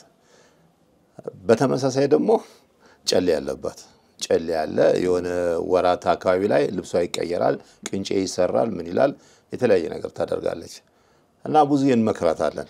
ከኔ ጋር ያው ጸብ ነው ድብድብ ነው። ብዙ ጊዜ በራፎ ላይ የሚሰቀሉ ነገሮች አሉ እና እነሱን ነገር እኔ አወርደውና ጥለዋለሁ። እኔ በቃና ብዙ እንጣላ ነበርና በመሐከሉ ግን አሟሟቷ በጣም የከፋ ነው የሞተው እና የገነዝናትም እኛ ነን። አይጥ ተጫውቶባት ነው የሞተችው። አይጥ በልቷት አጓጉል ቦታ ጆሮዋን እና እንደገና ደግሞ እንዴ ወደ ብልት ምናምን አካባቢ ላይ አይጥ በልቷት የሚገነዛት ጠፍቶ እኛ ነን ወስደን ጨርቆስ የቀበልናትና ቅድም እህቴ ስትናገር እሱ ነው ትዝ ያለኝ። በቃ አሟሟቷ እና ምግባርና ሃይማኖት አንድ ላይ ካልሄደ አሟሟታችን እንደዚህ ነው። ዞሮ የህይወታችን መጨረሻ እንደዚህ ነው የሚሆነውና በዝሙት ላለመውደቅ ብዙ ጥረት ማድረግ አለብን። ሌላም ማቀው ታሪክ አለ እንደዚህ ዝሙት በጣም ሲጫወትበት የነበረና ህይወቱ የተበለሻሸ መጨረሻው ያላማረ በኋላም ብዙ ይወደቃል። ያው ታሪኩ በጣም እንተነግ ለመናገር ትንሽ ስለሚይዘኝ ነው በጣም ማዝንበት የነበረና እንደዚህ ማለት። ስለዚህ ዝሙት ትልቅ ለሰውነታችን መውደቅ ጸር ነው እና አሁንም ሰውን እየጣለ ያለውም እሱ ነውና እንግዲህ ለሁላችንም እንግዲህ እግዚአብሔር እንትን ይበልን። ዝሙቱ ከየት ነው መንፈሱ ከየት ነው የመጣው ያልከው፣ መጀመሪያ ልብስ የሴት እንትን ያለማመዱት ነበር። የሴት ነገር ነበር ቤተሰብ እንትን የሚለው ቡና ሲያፈላም ለብሶ ምናምን ካልከው ከዛ ጀምሮ የተወረሰ አብሮ በስቴፕ ያደገ ነው። ቀጠለ አደገ፣ ሞዴሊስቶች ጋር ደረሰ፣ አቅጣጫውን ቀየረ። ከዛ በኋላ ደግሞ እርስ በርስ አድርጎ ደግሞ ከኤንጂኦ ከገባ በኋላ ቀይሮ የወንድ ሚስት ሆነ ጭራሽ እሱ ደግሞ ማለት ነው። መጀመሪያ ቤት ስላለማመዱት ከማንም እንዳይቀርብ አደረገው። በኋላ ደግሞ ዝሙተኛ አደረገው ሞዴሊስቶቹን ካገኘ በኋላ። ቀጥሎ ደግሞ ኤንጂኦ ከገባ በኋላ እሱን ሚስት አደረገው። እንግዲህ ገዳም የሄደውን እንትን ብቻ በደንብ አልጠራልኝም እንጂ ገዳም ከሄደ በኋላ ደግሞ የወሰደው አንድም እግዚአብሔር አንድም ሰይጣን ሊሆን ይችላል ለራሱ ዓላማ ሲል ማለት ነው።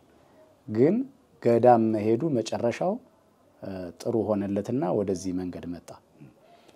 አንድ እሱ ነው። መሀል ላይ ደግሞ አንድ የጠየቀው ጥያቄ ነበር። ምን ነበር መሰለ? አንድ ሴትዮ ከልጆቿ ጋር ያለ የኔ ልጅ መጥፎ ነገር እየሰራ የሷ ልጆች ወይም የጎረቤት ልጆች እንዴት ጥሩ ነገር እየሰሩ ጥሩ ይሆናሉ የሚለውን አስባ የሷ ልጅ ወደነሱ ወስዳ ጥሩ እንዳይሆን ያ ከባድ ስራ ነው። ጊዜ የሚፈልግ ነው። እግዚአብሔር ደግሞ የምትፈልገውን ነገር ሲሰጥህ አንደኛ የምትፈልገውን ሳይሆን የሚያስፈልግህን ነው የሚሰጥህ። ሁለተኛ በምትፈልገው ቀን አይደለም የሚሰጥህ፣ ራሱ ባቀደው ቀን ነው የሚሰጥህ። ስለዚህ ይሄ ፕሮሰስ ይፈልጋል፣ ሂደት ይፈልጋል፣ ጊዜ አለው። ሰይጣን ግን ለወዳጁ ቅርብ ነው እንደሚባለው ሁሉ እነዛን አውጥታ ወደዚህ ለማስገባት ጊዜ አይፈጅባትም። ስለዚህ የተጠቀመችው ዘዴ እነዛን የጎረቤት ጥሩ ልጆችን ወደሱ ህይወት አመጣችው ማለት ነው። ሌላ ያው አንድ ጊዜ ከጀመርኩ ለጨርሼ እንትን ለማለት ነው። ገዳም ሄደ ስትል ምን ትዝ አለኝ መሰለ? አንድ ጊዜ እኔማ የገዳሙን ስም መጥራት ብዙ ያስፈልግ አላቅም። አንድ ቦታ ሆኜ ሁለት ሰዎች ይመጣሉ፣ ወጣቶች ሲመጡ የማይተዋወቁ ናቸው። እዛ ነው የተገናኙት። አጠገቤ ነው ቦታ የተሰጣቸውና የተኙት። ከዛ አንደኛው ወጣ ገባ ይላል። አብሮ የመጣው ጓደኛ የት ሄደ አልኩት። አረ ቅድም እኮ እና እንሂድ ብሎኝ ከወጣው በኋላ አርብ ነው ስጋ ሲበላ አየሁት አለኝ። አካባቢው ላይ ባለ ከተማ ማለት ነው። እንዴ ምን ጉድ ነው? እንዴት ጸበል ብሎ መጥቶ ሱባኤ ብሎ መጥቶ እንዴት እንደዚህ ያደርጋል ተባባልንና ዝም አልን። መጨረሻ ላይ አይሄድም።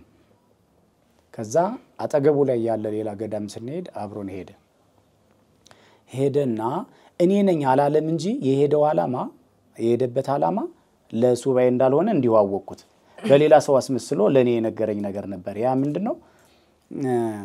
ሲአይኤ ላይ ተሰራ የነበረች ትልቅ ሴት ኢትዮጵያዊት ሆና ወደዚህ ሀገር መጣ መንኩሳ ገዳም ገብታለች ይባላል። ሲአይኤ ደግሞ እዚህ ቢሮ አቋቁሞ እሷን እየፈለጋት ነው ያለችው። ደግሞ ገዳም ናት። የትኛው ገዳም እንደሆነ አይታወቅም እንጂ ገዳም ናት የሚል ፍንጭ ደግሞ ሰጥቷል። መጨረሻ ላይ አልኩኝና በቃ ራሱን ይሄን ልትሰራ ነው የመጣው ማለት ነው እንጂ ዓርብ ዕለትማ ስጋ ትበላም አልኩኝና በውስጤ ዝም አልኩኝ። ከዛ የሆነ ቀን ላይ ማህሌት አለ አይደለ 7 ሰዓት ጀምሮ 9 ሰዓት ምናምን ቀጥለ 11 ሰዓት ነው ኪዳን ልትደርስ የምትችለው። 9 ሰዓት ላይ ቆመን አንተ በስመ አብ ወልድ እንደዚህ አይነት የወንድ ልጅ የንስሐ እንባ የትም አላይቻለቅ በዚህ በቃ ረፍቴ ሌለው እንባ ዞር ብዬ ሳይው እንዴ ገሌ ምንድነው ምን ነካህ ምን ነው አልኩት። ከዛ እና በቃ ብዬ ለሽንት እንውጣ ብዬ ምንድነው የተፈጠረው ምን ተሰምቶ ነው አልኩት። አይ እኔ እዚህ የመጣሁት በምን መልኩ እንዳመጣኝ ይሄ ሰዓት ማለት በጣም ያላየሁት ሃይማኖት የለም። ሁሉም ሃይማኖት ላይ ገብቻለሁ። አንደኛ ምን ያክል እውነት እዚህ ቤተክርስቲያንና እዚህ ሃይማኖት ላይ እንዳለች አወቅኩኝ። በልፋት ነው ሁሉ ነገር የምታገኘው። ስለዚህ እዚህ ሰዓት ላይ እዚህ ቦታ ላይ መቆሜ፣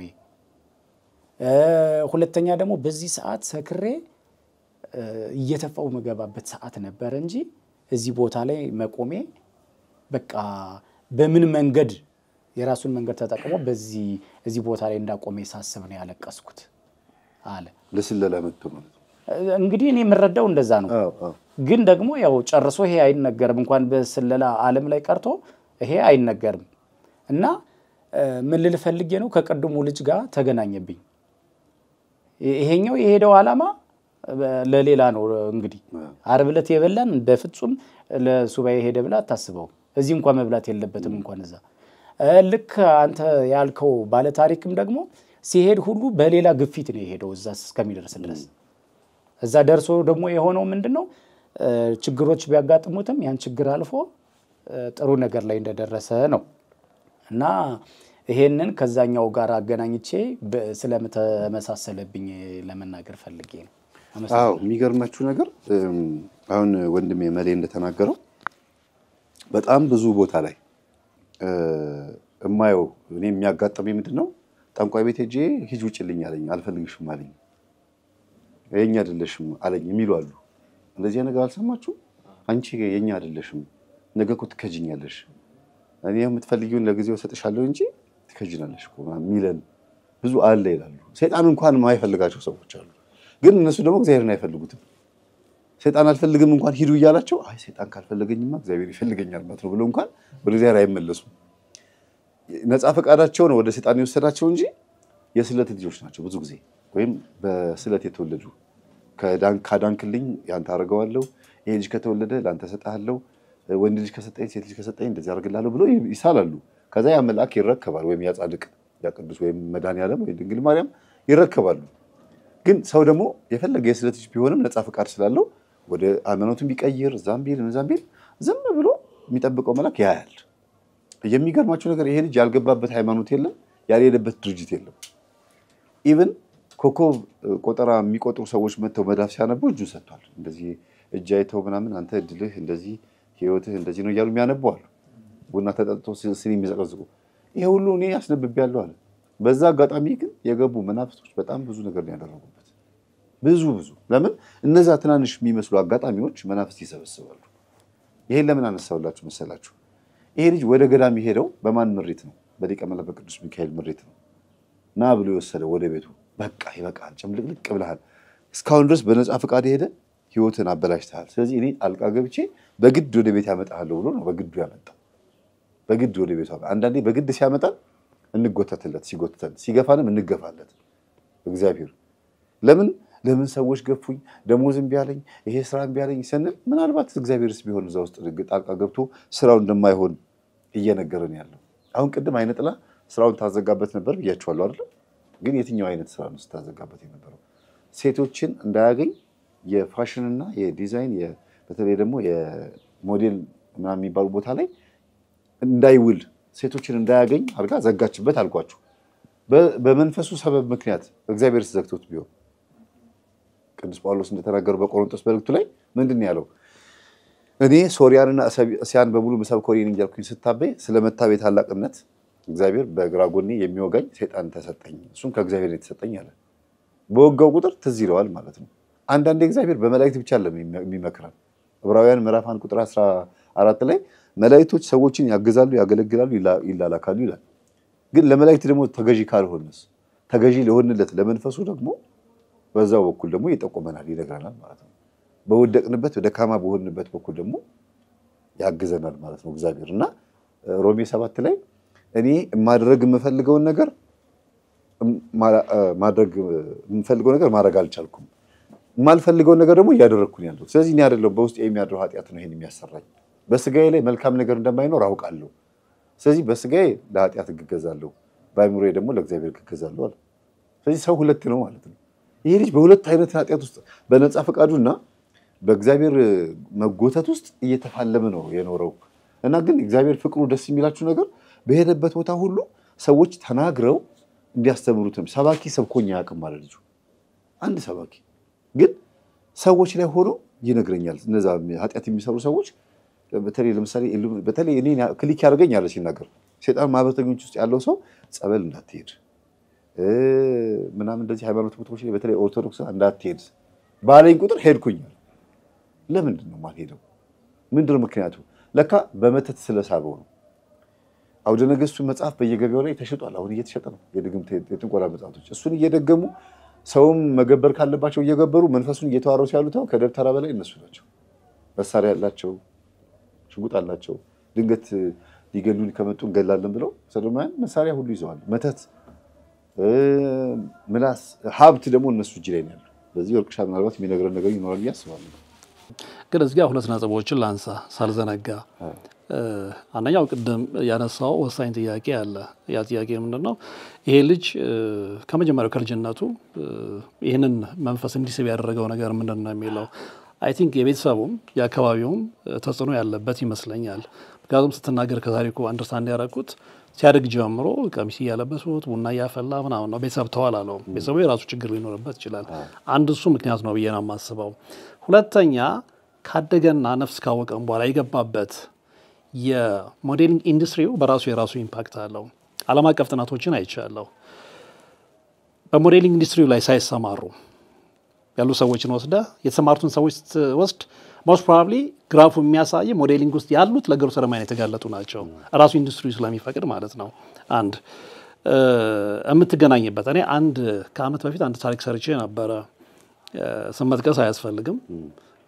ኢትዮጵያዊት ነች፣ ኢንተርናሽናል ሞዴል ነች፣ በጣም ትታወቃለች በጣም እና የእሷን ወንድም ያገባች ሴት ነች የደወለችልኝ። በጣም ታዋቂ ነች እንግዲህ ከላይ ቤተሰቡን ስትመለከተው በጣም ታዋቂ ሰው ነው፣ ሴሌብሪቲዎች ናቸው። ገባች እዛ ትዳር ውስጥ። መጨረሻ ላይ ግን ያቺ ኢንተርናሽናል ሞዴል ብቻ አይደለችም። ወንድሟ በራሱ ግብረ ሰዶማዊ ሆኖ ነው የተገኘው። የልጆች አባት ነው፣ ግብረ ሰዶማዊ ነው። መጨረሻ ላይ ግን HIV ፖዚቲቭ ነው የሆነው። አሁን ይሄ ያ መንፈስ እዛ ቤት ውስጥ አለ። ፕላስ ትናንት ወዲያ ሎሌ ስለ ዶን ጁዋን ነገር ያለው ዶን ጁዋን የሚባል ነገር አለ። እዛ ውስጥ አልገባም ሰፊ እንትን ስለሆነ። ነገር ግን ይሄ ልጅ አሁን ስትነግር ካቋሙ ከመጣበት አመጣጥ አንጻር ስንመለከተው የዶን ጁዋን መንፈስም ያለበት ይመስለኛል። ዶን ጁዋን ምንድነው? መልካም ወንዶች ናቸው፣ በጣም ቅምጥሎች ናቸው። ሌላው ቀርተው በጣም ብዙ ፈላጊ ስላላቸው ትዳር በሚይዙበት ሰዓት ላይ እንኳን እያንዳንዱን ነገር እንግዲህ አሁን ኢትዮጵያ ውስጥ የተለመደው ምንድነው? የመሪነቱን ቦታ የሚይዘው ባል ነው ተብሎ ይታሰባል። ዶን ጁዋን ወንድ ከሆንክ ግን አይደለም። ኢቭን ሁሉ ነገር ሚስትህ እንድታደርግ ነው የምትጠብቀው። እሱም ባህሪ እሱ ላይ አይቼበታለሁ። ቅድም ተጠቅሰው ይሄ ልጅ ነው አይደለም ስትናገር ትዝ ያለኝ ምንድነው? መጨረሻ ላይ ግን መልካም ነው ስትል መጣለኝ። ያ መንፈስ አለ። ገብቷል? ስለዚህ አሁን ኢትዮጵያ ስለ ዶን ጁዋን ብዙ ምን ነው የለም፣ ግን የተወሰኑ ጥናቶችን ተመልክቻለሁና እሱን ስትመለከት ያ መንፈስም አለበት። ስለዚህ የመጣበት መንገድ፣ ቤት ውስጥ የነበረው አካባቢው፣ ከዛ የሥራ መስኩ ላይ ስትመለከት ማለት ነው። እሱን ስትመለከተው ለግብረ ሰዶማዊነት የማይጋለጽበት ምንም መንገድ የለም። በራሱ ሞዴሊንግ ምንድነው? አሁን አንዳንድ ሰዎች ስለ ሞዴሊንግ አንስተ ክሪቲሳይዝ ስታደርግ ደስ ላይላቸው ይችላል፣ ግን እውነቱን ፌስ ማድረግ አለብን። ሞዴሊንግ ውበትን መሸጥ ነው። ሞዴሊንግ ስትመለከተው የራቁት ሞዴል አለ፣ የልብስ ሞዴል ምናምን ይባልና ይቀባፈላል። እሱን አናሽ ሞርሞነው እንጂ ለምሳሌ አብዛኛዎቹ ትርኢቶች ወይም ደግሞ የሞዴሊንግ ፕሮግራሞች ሲዘጋጁ ስንት ሰዓት ላይ ነው የሚዘጋጁት? ናይት ላይ ነው። አብዛኛው ሞዴሊንግን ፕሮግራም አይታችሁ ከሆነ ጥሪው ደርሷችሁ ከሆነ ምሽት ላይ ነው። ለምንድን ነው ምሽት ላይ መደረግ የተፈለገው? ከዛ ጀርባ ያሉት ኤጀንሲዎችም የሞዴሊንግ ፕሮግራም አዘጋጆችም የሚፈልጓቸው ነገሮች አሉ። መጽሔት ሳዘጋጅም የሚመጡልን ኢንቫይቶች ነበሩ። እዛ ላይ ታዘብናቸው ነገሮች አሉና ከሞዴሊንጉ በኋላ ያለው ታሪክ ሌላ ነው። ስለዚህ ለዝሙት እንደዚህ ለርኩስ ተግባር የመጋለጥ ፕሮባቢሊቲ በጣም ሰፊ ነው። ፕላስ ደግሞ ራንክ የሚሰጥ የነበረው በምን አይነት ደረጃ እንደነበረ ብዙ ኮንስፒሬሲዎች ነበሩ። ዞሮ ራሱ ኢንዱስትሪ ወደዛ ውስጥ እንድትሄድ ይገፋፋል። እሱም ግምት መግባት መቻል አለበትና እነዚህን ነገሮች ጠቅላላ ስትመለከት ሙያው በደንብ አስተዋጽኦ አድርጎለታል ብዬ ነው የማስበው። ልጁ መልካም ነው። ኦፍ ኮርስ አለ። አሁን ወደሱ ልመጣ ነው። ልክ ይሄንን አይተህ ስትመጣ በዓለም አቀፍ ደረጃ ከመቼውም ጊዜ በላይ ግብረ ሰዶማዊነት ተስፋፍቷል። ከመቼውም ጊዜ በላይ አሁን ሌላው ላይ ተን የኛ ዋናው ማዕከላችን ኢትዮጵያ ስለሆነ ስለ ኢትዮጵያ ነው የምናወራው። ትናንትና ወዲያ ዴሳቫ ላይ የተለቀቀ አንድ ፕሮግራም ነበረ። ኦፍ ኮርስ በፊትም መረጃው አለ፣ ግን በጣም ሾክ የሚያደርግ መረጃ ነው። ያ ምንድነው? አንዲት ልጅ የላከችለት ነው በቮይስ። ልጅቷ ቤተሰቦቿን ይዛ ሙሉ ቤተሰብ ፍልውሃ ይገባል አለው ነው እንግዲህ የድርጅቱን ስም መጥቀስ ይኖርብኝ አይኖርብኝ እዛ ላይ በደንብ ስለተገለጸ ገልጿለሁ፣ መታወቅም ስላለበት ምክንያቱም ያ ዴንጀር ኤሪያ ስለሆነ ማለት ነውና እዛ ሄዳ ከስፓኖ ከስቲም ሲወጡ ወንዶች እየተደባደቡ እርቃናቸውን ታያለች። ግርግር ይፈጠራል። ምንድነው ተብሎ ሲታሰብ ልጁ የሚያውቀው ነገር የለም። የገባው ለካ እነሱ መሃል ነው። እሱ አይደለም የገረበኝ። ገብቷል? ከዛ ፖሊስ ተጠራ። ምንድነው ሲባል እንዲህ የተያዘው ልጅ ተለቀቀ ተባለ። አንድ እሱ ላይ ክፍተት አለ። ፍልውሃ እኔ እስከማውቀው እስከሚገባኝ ከበፊት ጀምሮ የነበረ ብዙ ዕድሜ ያስቆጠረ አንጋፋ ድርጅት ነው። ሰራተኞቹ ሲጠየቁ እንደዚህ አይነት ነገር እንዴት ይሆናል ሲባሉ ኢትስ ኮመን ያሉት ቅድም የተናገርከው ነጥብ ማለት ነው። ኢትስ ኮመን ማለት ነው። ቅድም አንተ መንፈሱ ወይም ደግሞ አጋረንቱ ምንድነው ያ ልጅ አስዩም ያደረገው አይ በቃ ይሄ የተለመደ ነው፣ ሁሉም ሰው በዛ የተበከለ ነው ብሎ እንዲያስብ ይሄ ዲሲቭ ማድረግ ነው ለኔ። ስለዚህ ዛጋ ተለምዷል ማለት ነው። ስለዚህ ቅዳሜና እሁድ እዛ ሄዶ ወንዶች ከወንዶች ጋር ሴቶች ከሴቶች ጋር ግንኙነት ማድረግ ኢትስ ኮመን። እኛ እሱ እንዳይመጣ ነበር እየታገልን የነበረው አይደል? ኢትስ ኮመን የሚለውን ነገር እያቀለሉት ነው የመጣው። ይሄንን ትመለከተና አሁን ፈንድ ምናምን ወዳልከው ልምጣለ። ፈንድ ላይ ስትመጣ ደጋግሜ በጣም የምወደው አንድ የምጠቅሰው መጽሐፍ አለ ስታንድ ፎር ዘ ፋሚሊ የሚለው ማለት ነው። እዛ ላይ በደንብ የተቀመጠው ነው አሁን እየሆነ ያለው ኢትዮጵያም ላይ ዓለም ላይ ማለት ነው። እዛ ላይ ምንድነው የሚለው ጸሐፊው ለምሳሌ 1984 ላይ ጌይ ሪቮሉሽነሪ የሚል መጽሐፍ ጽፏል ማይክል ስዊፍት ማለት ነው። ሲናገር የተናገረው ነገር አታመልጡልም የዓለም ህዝቦች፣ ቤተ እምነቶቻችሁ ውስጥ እንገባለን ሰዶማይዝ እናደርጋቸዋለን። ቤተ እምነት ውስጥ ማለት ኦርቶዶክስ ብቻ አይደለም፣ የእስልምና እምነት ውስጥ ብቻ አይደለም፣ ካቶሊክ ውስጥ ብቻ አይደለም፣ ፕሮቴስታንት ውስጥ ብቻ አይደለም፣ ኦል ዓለም ላይ ያሉት እምነቶች ውስጥ ገብተን ሰዶማይዝ እናደርጋቸዋለን። ትምህርት ቤታችሁ ውስጥ እንገባለን ሰዶማይዝ እናደርጋለን። ጂምናዚየም ውስጥ እንገባለን ሰዶማይዝ እናደርጋለን። የጤና ተቋማት ውስጥ እንገባለን ሰዶማይዝ። ዝም ብላችሁ ፈትሹ። የጤና ተቋማት ውስጥ ግብረ ሰዶማውያን አሉ። ቀደም ስትናገር እንደውም አንድ እንትን ሲመጣልኝ እሱን ያስታውቁት የሆነ የእምነት አባት አግኝቶ ይሄ ልጅ ሲሄድ ሲፈተን ለመዳን ሲሄድ እምነት ተቋም ውስጥ ያለ አባትም ሰዶማዊ ሆኖ አግኝቷል ብለኛል አይደል? እሱ ነው ያውን አይገርመኝም። ምክንያቱም ማይክል ስዊፍት የተናገረው ነገር ነው ይሆነ ያለው። መጨረሻ ላይ ምንድን ነው ያለው? ይሄንን ሁሉ ተቃውማችሁ ብትሄዱ ኤግዛይል ትሄዳላችሁ ነው ያለው። ሰው ወደ ስደት እልካችኋለሁ ማንንም አይከለክለን። እሱን አሁን እየሆነ የመጣው ማለት ነው የሚያቆም የለም። ስለዚህ ገንዘቡ ጋር ስትመጣ ከነሱ ጀርባ ያሉት እና ማናቸው ስትል እንግዲህ አሁን አንዳንድ ጊዜ የእነሱን ሴራ አቅጣጫውን ስለማታውቀው ለምሳሌ አሁን ዩኤስኤድ ተዘግቷል። አንደኛው ትልቁ ዶነር ዩኤስኤድ ነበረ። ነገ ዩኤስኤድ ተመልሶ ይመጣል አይመጣም አይ ዳውት ኤለን መስክ ያዘጋው ነው ኦፍ ኮርስ እሱ ከራሱ ኢንተረስት አንፃር ነው ነገ እርግጠኞች አይደለም። ከዛ በኋላ ግን ብዙ ድርጅቶች አሉ ገብቷል። እነዛ ድርጅቶች የነማን ናቸው ብለህ ደግሞ የሰዎቹ ማንነት ስትመለከት እነ ጆርጅ ሶሮ ነው የምታገኘው። ጆርጅ ሶሮ አሁን ይዝጋው አይዝጋው አላውቅም እንጂ ኢትዮጵያ ውስጥ ቢሮ ከፍቶ ነው ማስታወሳለሁ። እሱ ነው አንደኛ ጆርጅ ሶሮ ኢትዮጵያ ውስጥ መጥቶ ምን አይነት ቢሮ ነው የሚከፍተው? የጆርጅ ሶሮን ባክግራውንድ ስታጠናው ጆርጅ ሶሮ ኢትዮጵያ ውስጥ መጥቶ ቢሮ የሚከፍትበት ምንም አይነት አግባብ የለውም። ገብቷል አይደል? ስለዚህ ሲመጣ አላማ አላቸው ማለት ነው። ስፔሻሊ አፍሪካን እና በተለይ ኢስት አፍሪካ ላይ ያሉ ሀገራት በእምነታቸው ጽኑ ናቸው ተብለው ስለሚጠበቅ ስለሚታመን ፕላስ ደግሞ አንዱ ትልቁ ክንፍ መመታት ያለበት ምንድነው? በእምነት ጠንካራውን ቆመ በእምነት ጠንካራውን ሀገር ካልመታ እነሱ የሚፈልጉትን ግብረ ሰዶማዊነት በዚህ መልኩ ታሰርጣ አትገባም። ስለዚህ ትልቅ ፈንድ አይደለም ከትልቅም ትልቅ ፈንድ አላቸው። ስለዚህ አሁን ልጆች በተለይ ቲኔጀሮች ገንዘብ እንደፈለጉ ነው የሚበትኑት። በየመዝናኛ ቦታ ላይ ይበትናሉ፣ በየሆነ ቦታ ላይ ይበትናሉ። የኢትዮጵያን ኑሮ ውድነት ስታይ እንኳን ሊያስበትን ይቅርና ዳቦ መብያ የማታገኝበት ታይም ነው ያለ ነው። እነዛ ልጆች ገንዘቡን ኬታ መጡ ብሎ የመረመረ አካል የለም።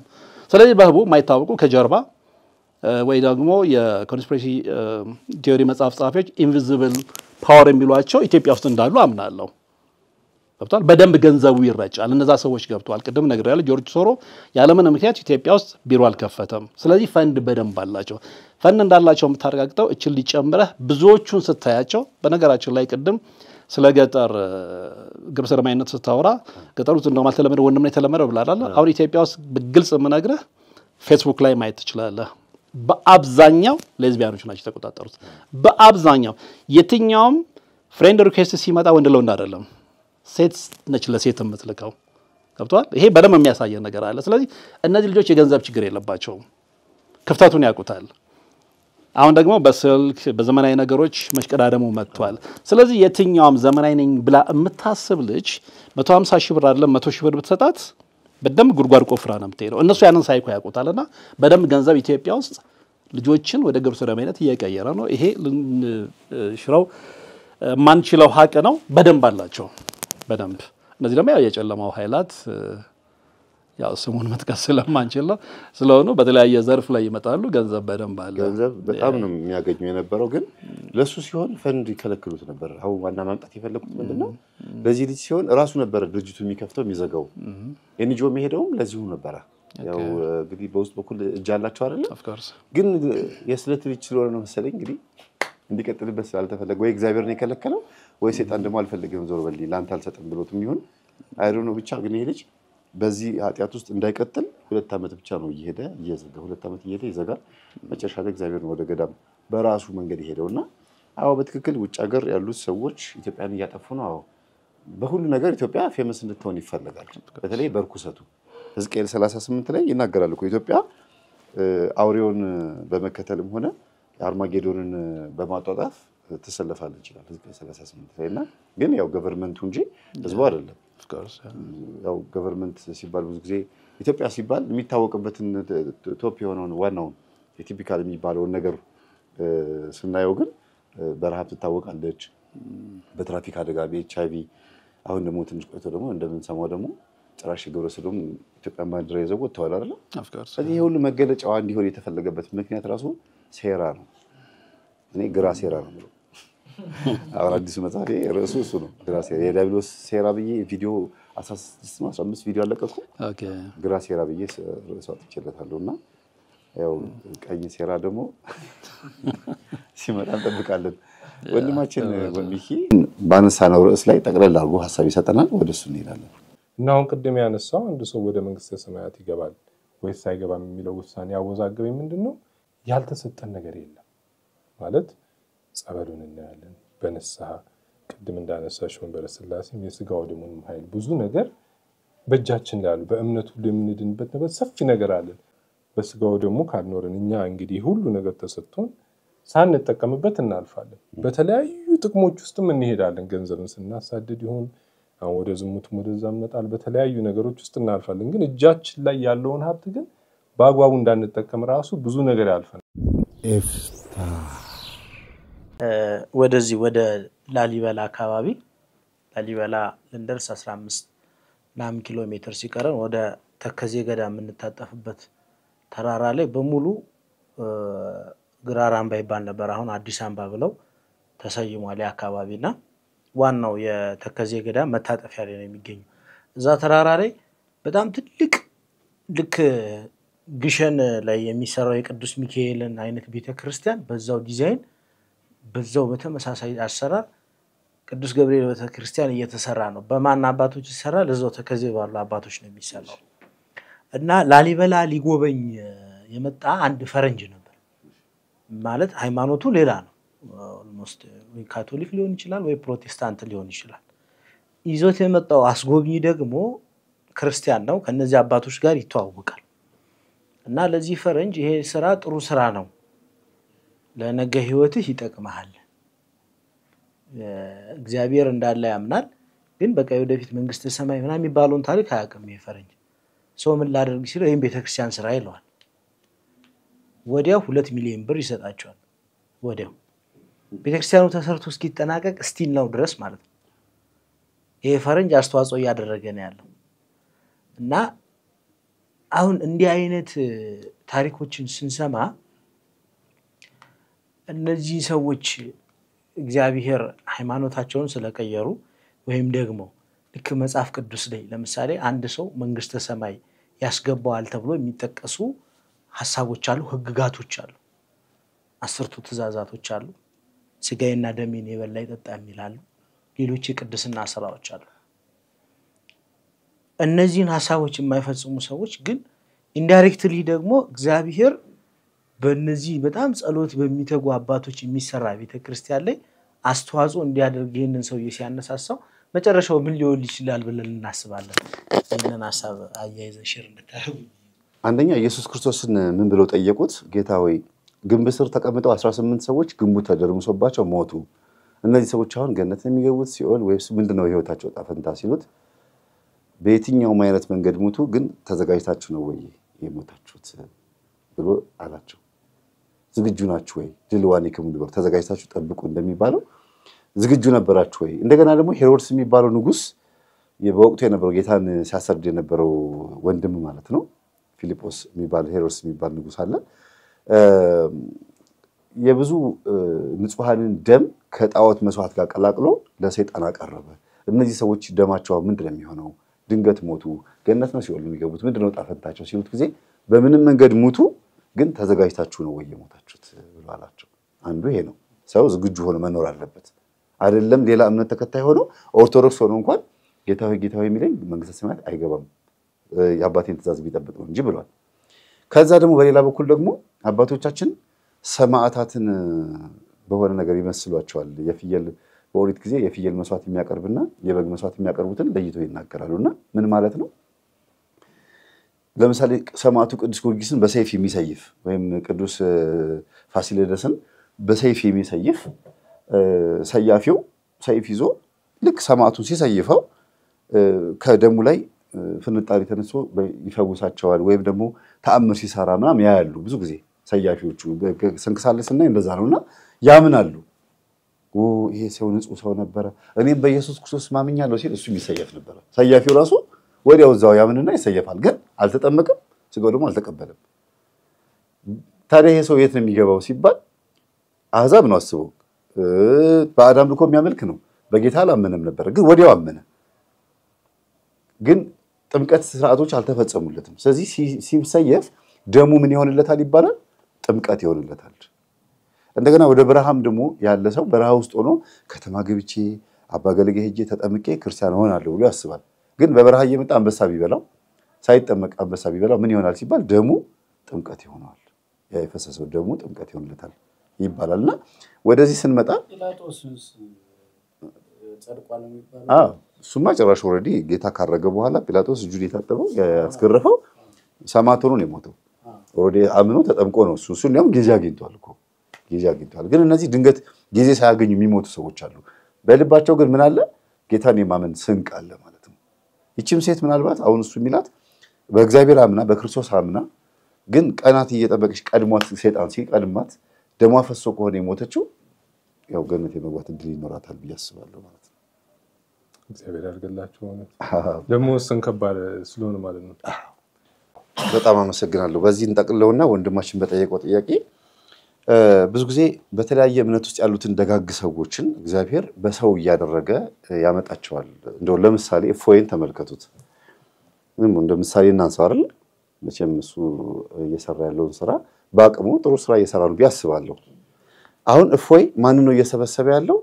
ቅን ሆነው የዋህ ሆነው በእስልምና እምነት ውስጥ ያሉትን አላህ ፈጣሪን እንደዚህ ማክበር አለብኝ ማምለክ አለብኝ ብለው ኮንስፓይሬሽኑም ሳያውቁ ምን የተጻፈውንም ሐዲሱ ላይ ያለውንም ቁርአኑ ላይ ያለውንም ምን እንደሆነ ሳያውቁ ዝም ብለው በቅንነት የሚያገለግሉ ወይም ደግሞ ራሳቸውን በስግደት ጾም ጸሎት ውስጥ ያሉትን የዋሃን የሆኑትን ሙስሊሞችን አብዛኞቹ እየመጡ እየተጠመቁ ነው። ለምን ሲባል በዛ እምነት ውስጥ ሆነው ለክርስቲያንም ካፊር አይሉትም። ካፊር ማለት ውሻ ማለት መሰለኝ መናፍቅ ወይ ውሻ ወይ ቆሻሻ እምነት የሌለው ብቻ እንደዛ ነውና አይሉም እነዚህ ሰዎች። የሚገርማቸው አብዛኞቹ አሁን ከትናንት ወዲያ ያናገርኳት የነበረች ልጅ አለች። አባ አለሙ ጋር ወስጄ አስጠምቃታለሁ። በእፎይ ምክንያት ነው እና የኛን ትምህርት እያዳመጠች ነው የተለወጠችው። እና ምንድነው ስላት ጊዜ እኔ ምንም አይነት ክርስቲያን ላይ ጥላቻ የለብኝም አለች።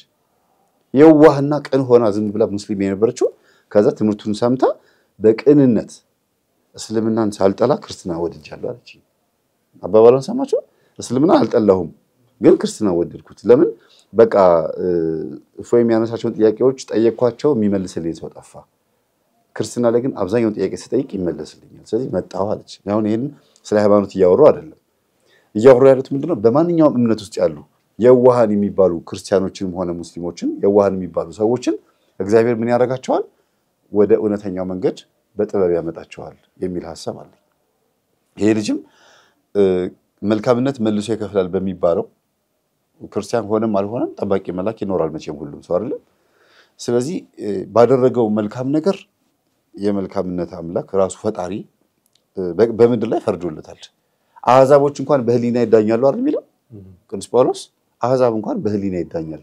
ሃይማኖት የሌላቸው ሙርሲዎች ወይም ሐመሮች የሚምላቸው ወይም በመጽሐፍ ቅዱስ ቃል ስኩቲስ ይላቸዋል እምነት የሌላቸው ሰዎች እነሱ እንኳን በህሊና ይዳኛሉ። መጽሐፍ ቅዱስ ህግ ስለሌላቸው ህሊናቸው ዳኛ ሆኖ ይፈርድባቸዋል ይላል። ስለዚህ ይሄ ልጅ ምኑን የፈረደለት? በንጹህ ትንሹ እግዚአብሔር ህሊና ነው የፈረደለት ማለት ነውና ነገ ደግሞ ወደ እውነተኛው እምነት ደግሞ ይመጣል ብዬ አስባለሁ። ኑ እናንተ አባቴ ብሩካን በራብ አብልታችሁኛል፣ በጠማ ጠጥታችሁኛል የሚላቸው ነገሮች የማሰሪያቸው የክርስቶስ ስጋና ደም ቢሆንም የክርስቶስ ስጋና ደም ጋር የሚያደርሰን የምናካፍለውም ነገር ካለን ላይ መልካም ባህሪያችንም ጭምር ነው። ያ ከሌለ ውስጣችንን ስናሸንፍ ነው በነገራችን ላይ ለንስሐ የምንቀርበው። ከሳሽ አለ ወይ ከሰው ላይ አድሮ ይከሳል ያስፈራራል፣ ወይ ደግሞ እኔ ንስሐ እንኳን ገብቼ ብመለስ አንቺ አታፍሪም እንዴ ከአባ እግር ስር ተነስቼ እቺን ሐሳብ ሁሉ ጊዜ አገኛታለሁ እግዚአብሔር ይገስጽ ብዬ ነው ማልፈው ራሴን ማለት ነው። ልባችንን ካዳመጥን በስነ ስርዓት የምንሰማቸው የተለያዩ ድምጾች አሉ፣ ክፋቶችም ደግነቶችም። የትኛው ያመዝናል? የኛ መለየት ነው። ከመረጥን ከለየን እናመልጣለን። ካለየን ግን አሁን የኃጢአተኛ ነኝ ንስሐ እኮ ገብቻለሁ አሁን እንዲህ እኮ አድርጌያለሁ ድፍረት ይሆንብኝ ይሆን? አይ ይለፈኝ። አብሮኝ እየኖረ ያቺን ደካማን ጎን ካገኘ እያሰፋ ነው የሚሄደው። አንዳንድ ጊዜ ደግሞ አባቶችም ላይ ያርፍና ክፋት ይሰራል። እነሱን በማዘን ያስመስላል። ኧረ ገና ነሽ፣ ኧረ ብቻሽን ነሽ፣ ምን አስቸኮለሽ፣ ኧረ ቆይ ያ ቆይታ ለእኔ አይጠቅመኝም፣ ድንገት ብሞትስ? እሳቸው ኃላፊነት ሊወስዱ ይችላሉ። እኔስ አባቴ ቆይ ብለው ነው የቆየሁት ብላ አመልጣለሁ? አላመልጥም። ምክንያቱም ውሳኔው የኔና የኔ ነው።